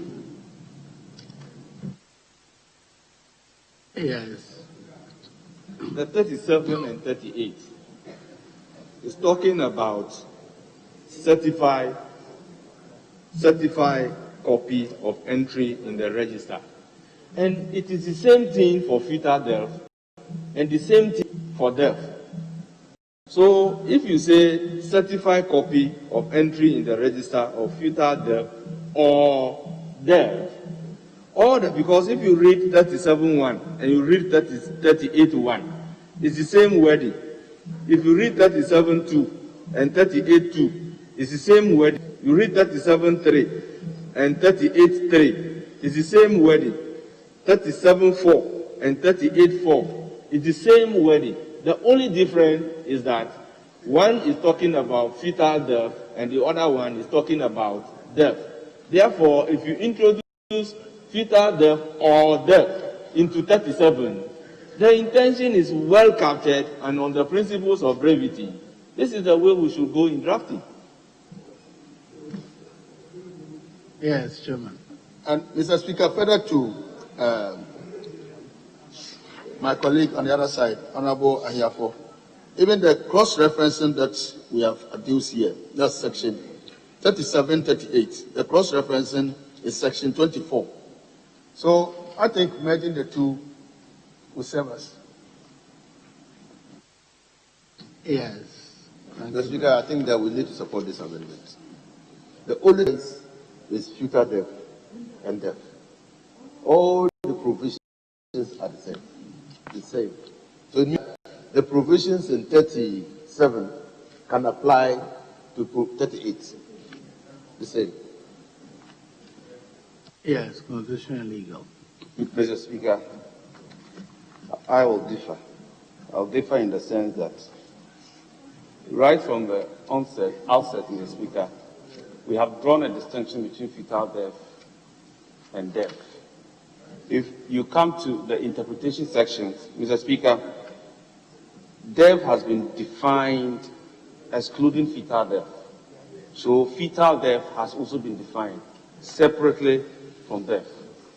Mr. Speaker, the provisions in 37 and 38 are the same. But Mr. Speaker, all along, we have been maintaining that internal consistency. If we were to merge 37 and 38 together as though the two are the same, Mr. Speaker, we may be creating confusion. Mr. Speaker, brevity here, Mr. Speaker, will not help if it will ultimately lead to the creation of confusion. So, Mr. Speaker, I will want to support. You haven't shown us how it will lead to confusion. How? Mr. Speaker, first of all, this is about issuing a certified copy of a fetal death or death. How will that generate confusion?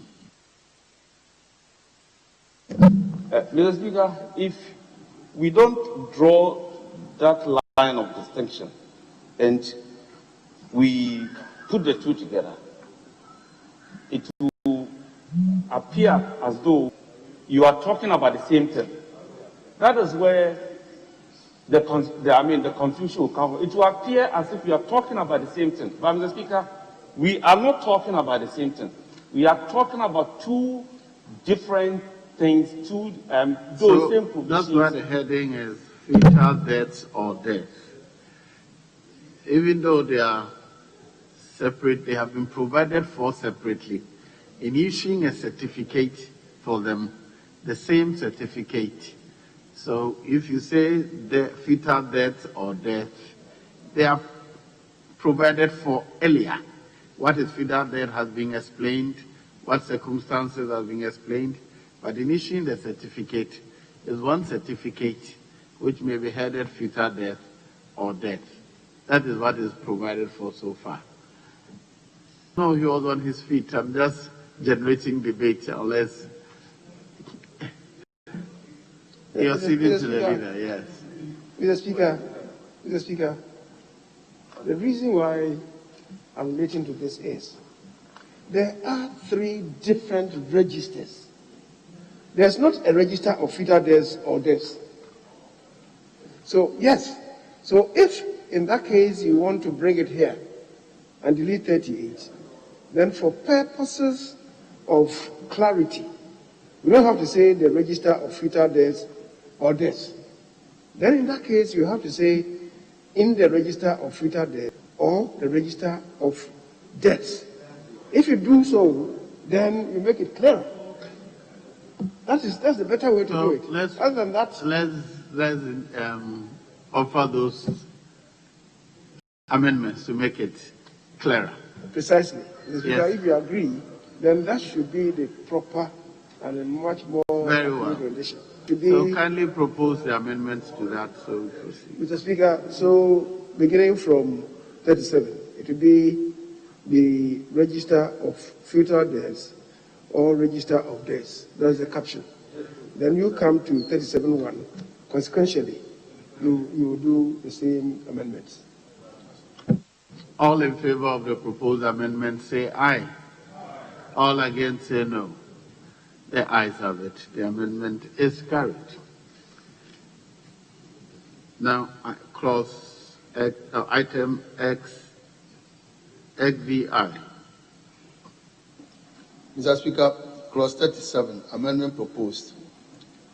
Surplus 2, line 2, and 3. Delete. It's actually a consequential all in favor of the proposed amendment say aye. All against say no. The ayes have it. The amendment is carried. Item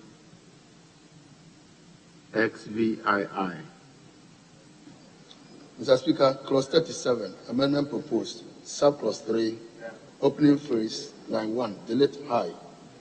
And in line 4, after deaths, insert all deaths, and also delete high. I so propose. I so move.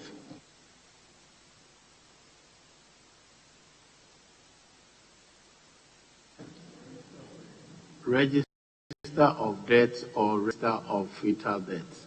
That is the amendment we have already carried, so it's consequential. Very well. It's the same thing with XVI, right? Those consequential amendments apply.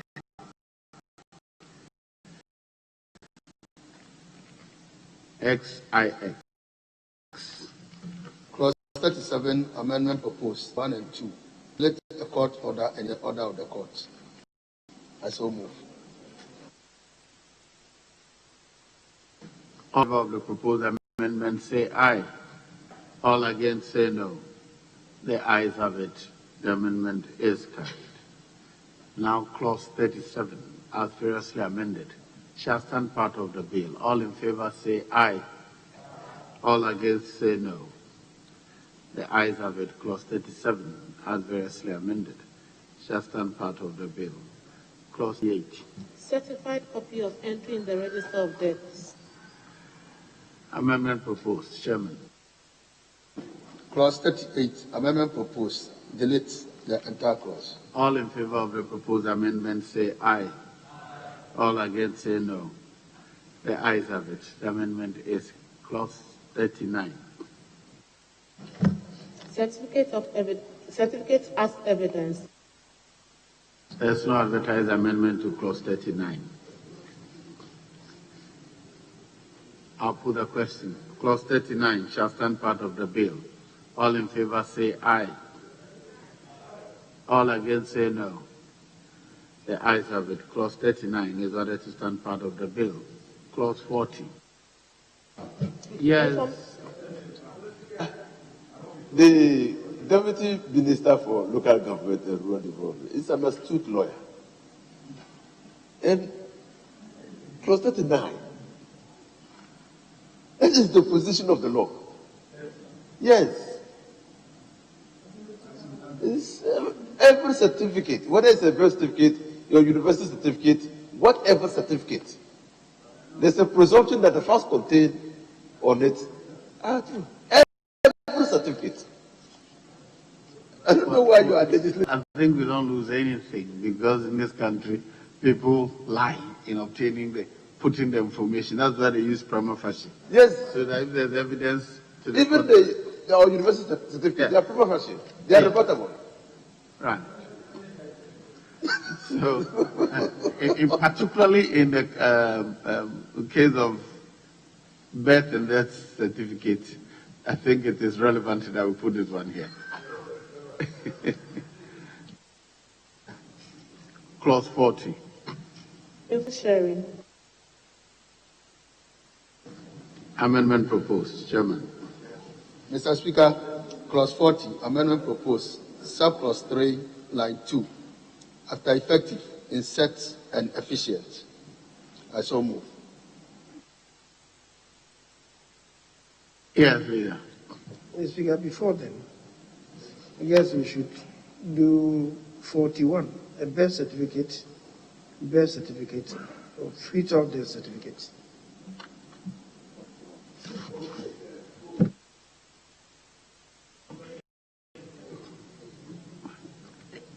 A fetal death certificate, is that right? Yes.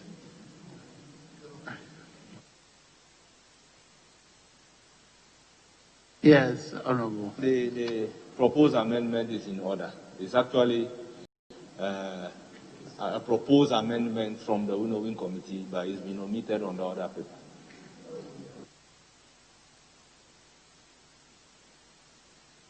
Actually, I'm being advised that there's no such thing as fetal death certificate. It's not, they don't issue certificates of that.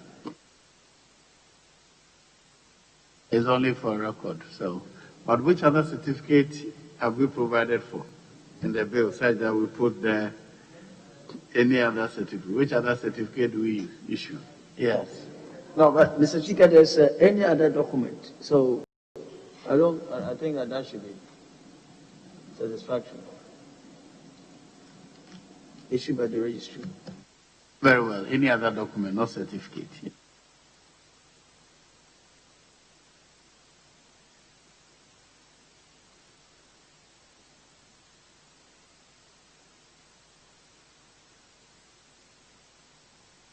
Very well. I'm advised that the fetal death is certified by the medical practitioners, not the registry. Right. Very well. So all in favor of the proposed amendment say aye. All against say no. The ayes have it. The amendment is carried. Clause 41.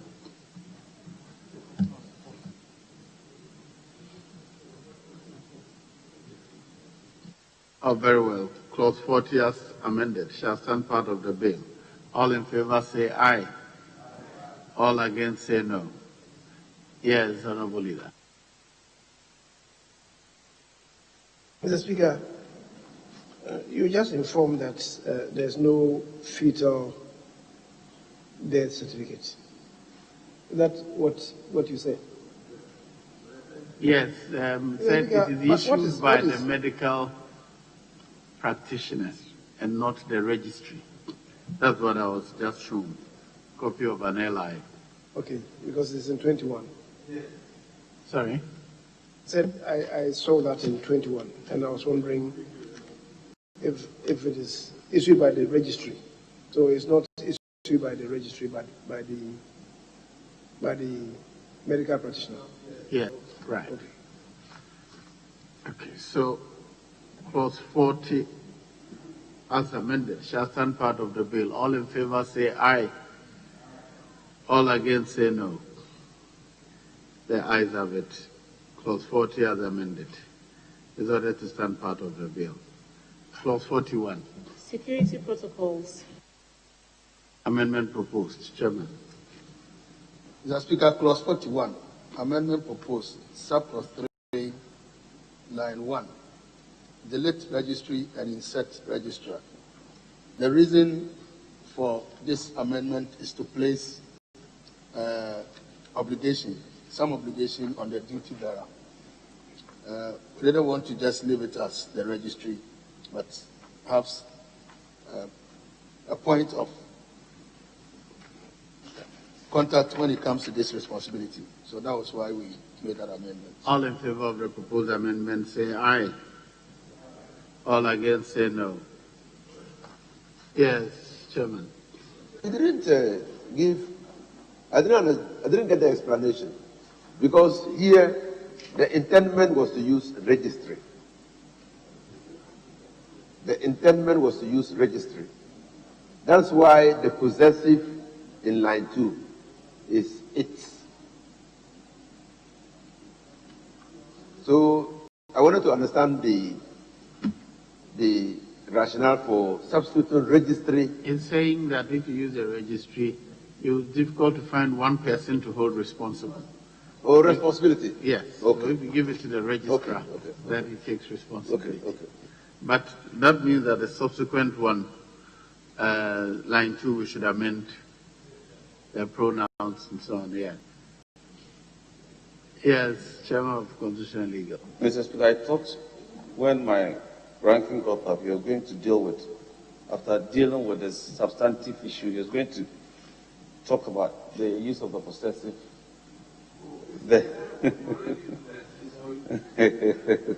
So, Mr. Speaker, So I'm proposing something. The registrar shall employ the security. Yes.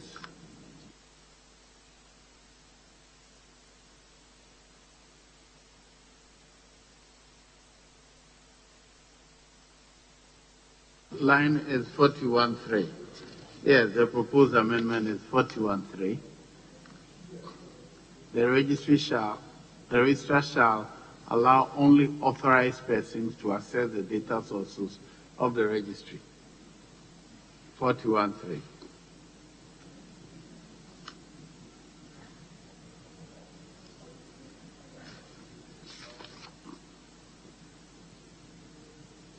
But even the 41, who shall ensure? The registry shall employ security protocols to ensure that all data within its provision is secured at all times. Who is the registry? Who do we put responsibility on in respect of ensuring the protocols? Does it mean the board or the management? The registry. Have we defined the registry? Who is the registry in the bill anywhere? Registrar means the registrar of births and deaths appointed at the Act. And who is the registry? Is that the definition we have given in the bill? So if we are assigning responsibilities and we are saying shall employ, then I think it is appropriate that we change that to the registrar, right? So the 41.1, delete registry and insert registrar. Ensure that all data within the possession of the registry,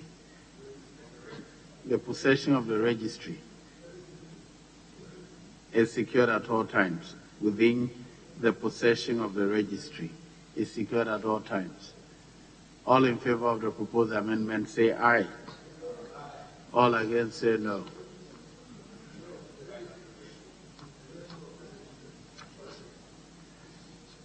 So now we go to 41.3.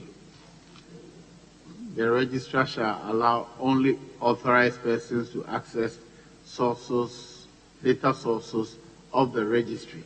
Yes. All in favor say aye. All against say no. The ayes have it. The amendment is carried. And 4, a person who is not authorized by the registrar shall not use the data which belongs to the registry. All in favor say aye. All against, yes, Honorable Member Fadaklu. Right, Honorable Speaker, sorry to take you back. Even in 3, why are we using data sources instead of database? Because if you read, I know we just made a change to 4. For instance, the person who is not authorized, you said by the registrar, shall not, by the registrar, shall not use data which belongs to the registry. Well, Mr. Speaker, the registry themselves may publish data for a reason. Are you saying that if that data is available in public, no one, if the way it's written is as if you can't use it? But we are talking about people shouldn't have access to the stored data which is not in public. That is what we are preventing people, ordinary people, from using. That is how we say authorized people. So I thought we could use the word, say this way. A person who is not authorized by the registrar shall not have access to the database of the registry. Because it's the database, data sources. In fact, all the data, data is data, yeah. It's 3, yeah, it's 3 that I'm talking about. 3 is also not complete. The data sources, I thought the term is database rather than data sources. Database is everything you have in terms of data. Yes, Honorable. Mr. Speaker, he's right to the extent that if the data is all collated in one place, that becomes a database. But where you have different different documents containing different data, they are data sources. So you have data on the computer, it's a data source. You have data in the registry, the registers, it's a data source. So your data source, where do you get this data? From the registry, from the register of birth and death. So they are different. But if all the data were in the register, then that's a database. And there are different registers at different places. Those are the sources. They are sources. Mr. Speaker, the database of Parliament are not all necessarily on one computer. The database of staff of Parliament, no, we are talking about the sources. And I'm saying that all the sources, all the various segments of data you have, is still database. The sources may be different, yes, but that is the database. Database of Parliament would include members, staff, everything. That is the aggregation of data you have on Parliament. Vehicles and salary structure, whatever, is database. Yes, there are different segments that can be called sources. So an account section can have a data source which is based on remuneration, and then others, but it's database. Yes, leader. Mr. Speaker, I believe for the avoidance of doubt, we can do the two, database and data source. Because at the center, you have a database. And from the regions, from the districts, those are the sources of the data. And all of that need to be protected.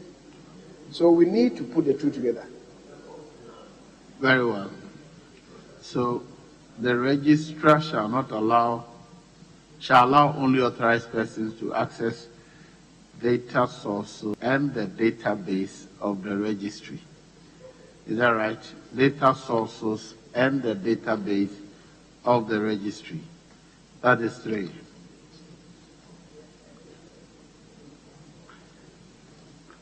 But 1 is all data, so it combines the 2, all data. Very well. So all in favor of the proposed amendment to 3, say aye. Yes, Honorable Kujo. Mr. Speaker, thank you. Mr. Speaker, I'll just give an example that if I have this from, I'm the ambassador for China, somebody is coming from China. This is data from somebody. Do I need the registrar's approval? So it's a source. Before you can extract any data from the source, you need to be approved. If you say any data, that's very difficult.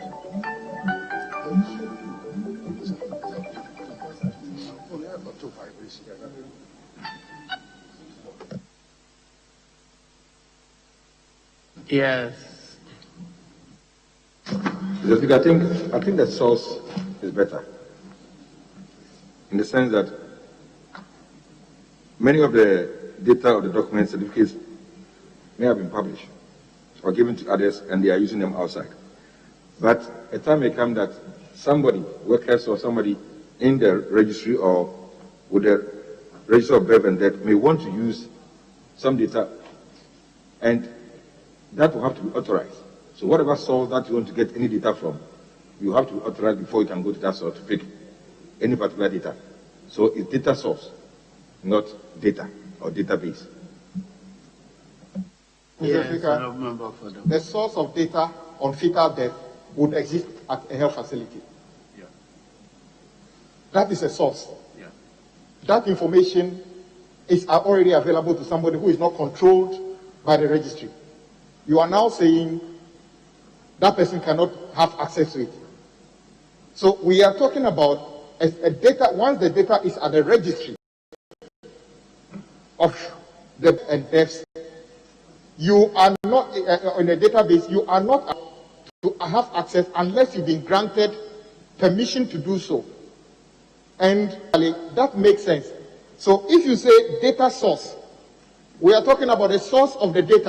And I'm saying that the sources the registry wouldn't have control over. The traditional birth people in the villages, they have access. That is the source. Yes, Honorable Deputy Minister. Mr. Speaker, I don't know why we are spending so much time on this. In actual fact, you can only say data. Data without adding source or base or anything.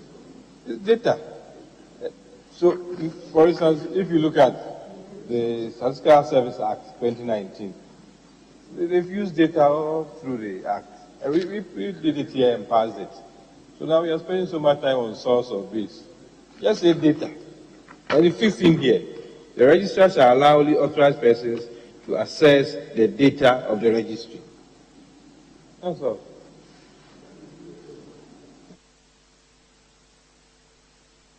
In fact, I think sub-clause 1 uses data, all data, and sub-clause 2, state-of-the-art data protection features. It is sub-clause 3 that introduces sources of data. So you can delete sources of or data sources here. The registrar shall allow only authorized persons to access the data of the registry. Right.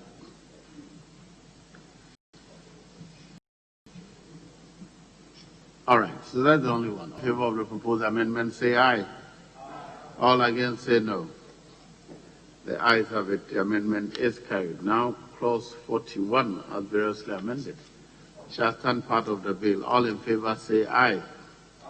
All against say no. The ayes have it. Clause 41, as variously amended, shall stand part of the bill. Now, I'll do clause 42 and bring proceedings to a close for today. It's 4:15. I thought we could finish, but the rest are many. The remainder are many. Mr. Speaker, if we can just do 42. Yes, that's what I'm saying. I'll do 42. Clause 42. Appeals. Clause 42. Item XXIB. Amendment proposed. Chairman. Mr. Speaker, there's no amendment to this clause. So I would like to withdraw the amendment. You want to withdraw the proposed amendment to 42? Very well. So, yes, Chairman of Opposition. Except to say that instead of saying in 42, in line 2 has been refused, we can simply say it's refused. Appeal is refused, yes. Just say it's refused. Yes, it's refused. Instead of has been refused. Very well. So line 2, delete has been and insert is. All in favor of the proposed amendment say aye. All against say no. The ayes have it. The amendment is carried. Now clause 42 as amended shall stand part of the bill. All in favor say aye. All against say no. Yes, Honorable Leader. Mr. Speaker, I noticed that for 43 is the same refrain. They are talking about the deletion of the fine and imprisonment in 43, all the amendments. So if we can deal with that, so that we end at the offenses and penalties. Sorry, I didn't get you. I'm saying that for 43, the amendment being proposed. 43. Yes, it's one and the same. Can you let me finish 42? Then you make your application. I didn't finish with declaring 42 as part of it. Okay. Right. So clause 42 as amended shall stand part of the bill. All in favor say aye. All against say no.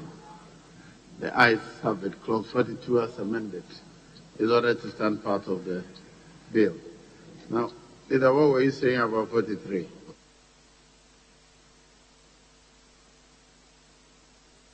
Mr. Speaker, I was just saying that 43, all the amendments proposed are about the same thing.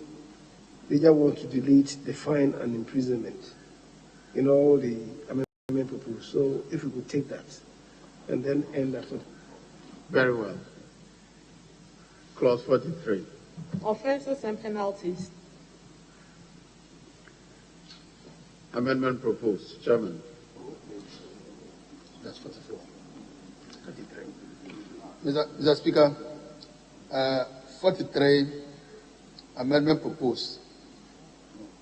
Subclause 3, line 5, delete the fine. Subclause 2, line 5. Subclause 2, line 5, delete the fine and imprisonment. Mr. Speaker, with your leave, we have the same amendment. Don't worry, we'll go through them one by one. Okay. All in favor of the proposal say aye. All against say no. The ayes have it. The amendment is carried. Item XXVR. Mr. Speaker, clause 43, amendment proposed. Subclause 3, line 5, delete the fine and imprisonment. All in favor of the proposed amendment say aye. All against say no. The ayes have it. The amendment is carried. Yes, Leader. Mr. Speaker, I thought really going through it again because I wasn't there at the window. I think we can leave this to the draft persons because we ourselves have not been consistent in this. That's right. That's right. Not been consistent in this. Sometimes we say it, or to both the fine and imprisonment. Other times we leave it at to both. So just leave it to the draft persons. Very well. So I'll put the question on clause 43. That clause 4, yes. Going through 43, Mr. Speaker, 43.5. 43.5. I'm of the opinion that the use of the phrase either by lawful or lawful means, Mr. Speaker, is not necessary. But once 43.5 a person who obtains either by lawful or unlawful means. Mr. Speaker, it doesn't matter whether it's obtained lawfully or otherwise. If it is used for an unlawful purpose, that makes it an offense. So I'm proposing the So deletion. delete either by lawful or unlawful means. All in favor say aye. All against say no. The ayes have it. The amendment is carried. Now, clause 43 as variously amended shall stand part of the bill. All in favor say aye. All against say no. The ayes have it. Clause 43 as amended is ready to stand part of the bill. I direct that the draft persons review the punishment regime and bring it in line with the legislation already enacted. Is that sufficient?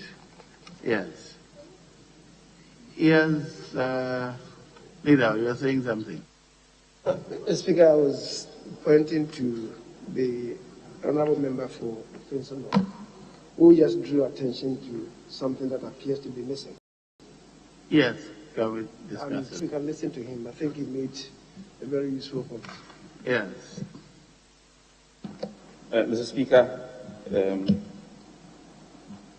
knows that under the Evidence Act, if somebody is a mason for a period of 7 years and the person is not found, it is presumed that the person is dead. That scenario or provision is not captured in the bill. But that is only a presumption. At worst, you apply to the High Court. You apply to the High Court for, I think I've done that before. You apply to the High Court so that this person has been here for 7 years, nobody has any, so the court should accept and confirm that the person is dead. His father had left a property to him, but nobody has seen or heard of him for about 8 years. So we went for a declaration that the property should go to that person's daughter, and the court affirmed that. But I wonder whether we can issue a certificate, because there's no evidence. It's only a presumption. Yes.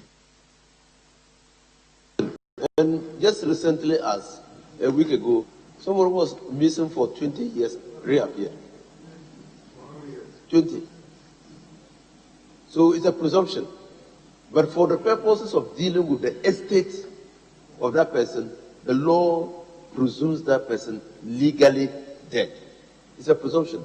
But any time that person comes back, yes, it's the same person. In fact, in the case I'm just referring to, the problem was now how to restore his citizenship.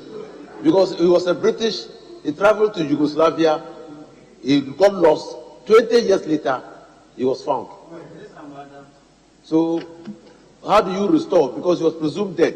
So, how do you restore his citizenship? And that was the problem. So, you don't need to come. It is not an exercise for the registrar of birth and death. No. It is an exercise for the court because a legal presumption. And so you go to court and declare, provide evidence to show that that person has gone missing for 10 years. Classical case, the one who died in the water. 7 years is presumed dead. So they can deal with his estate. But if he reappears, you can't issue a death certificate. Yes. Mr. Speaker, the point that my ranking just made appears to me to be contradictory in the sense that he's saying that if the person is declared dead or is presumed dead, you can go ahead and distribute his estate, and the beneficiaries will then take delivery and possession of the estate. What about if the person returns? How does the person claim back the estate? Returns. Any part of the estate that is still available will be restored to him. That is why it is only a presumption. But if it has been disposed of, it's gone. But any part which is legally available may be restored to him. But that is by operation of law. That death is not a fact. It's by operation of law. That's why it's a presumption. So I think I can bring consideration on the registration of birth and death bill 2020 to close for today.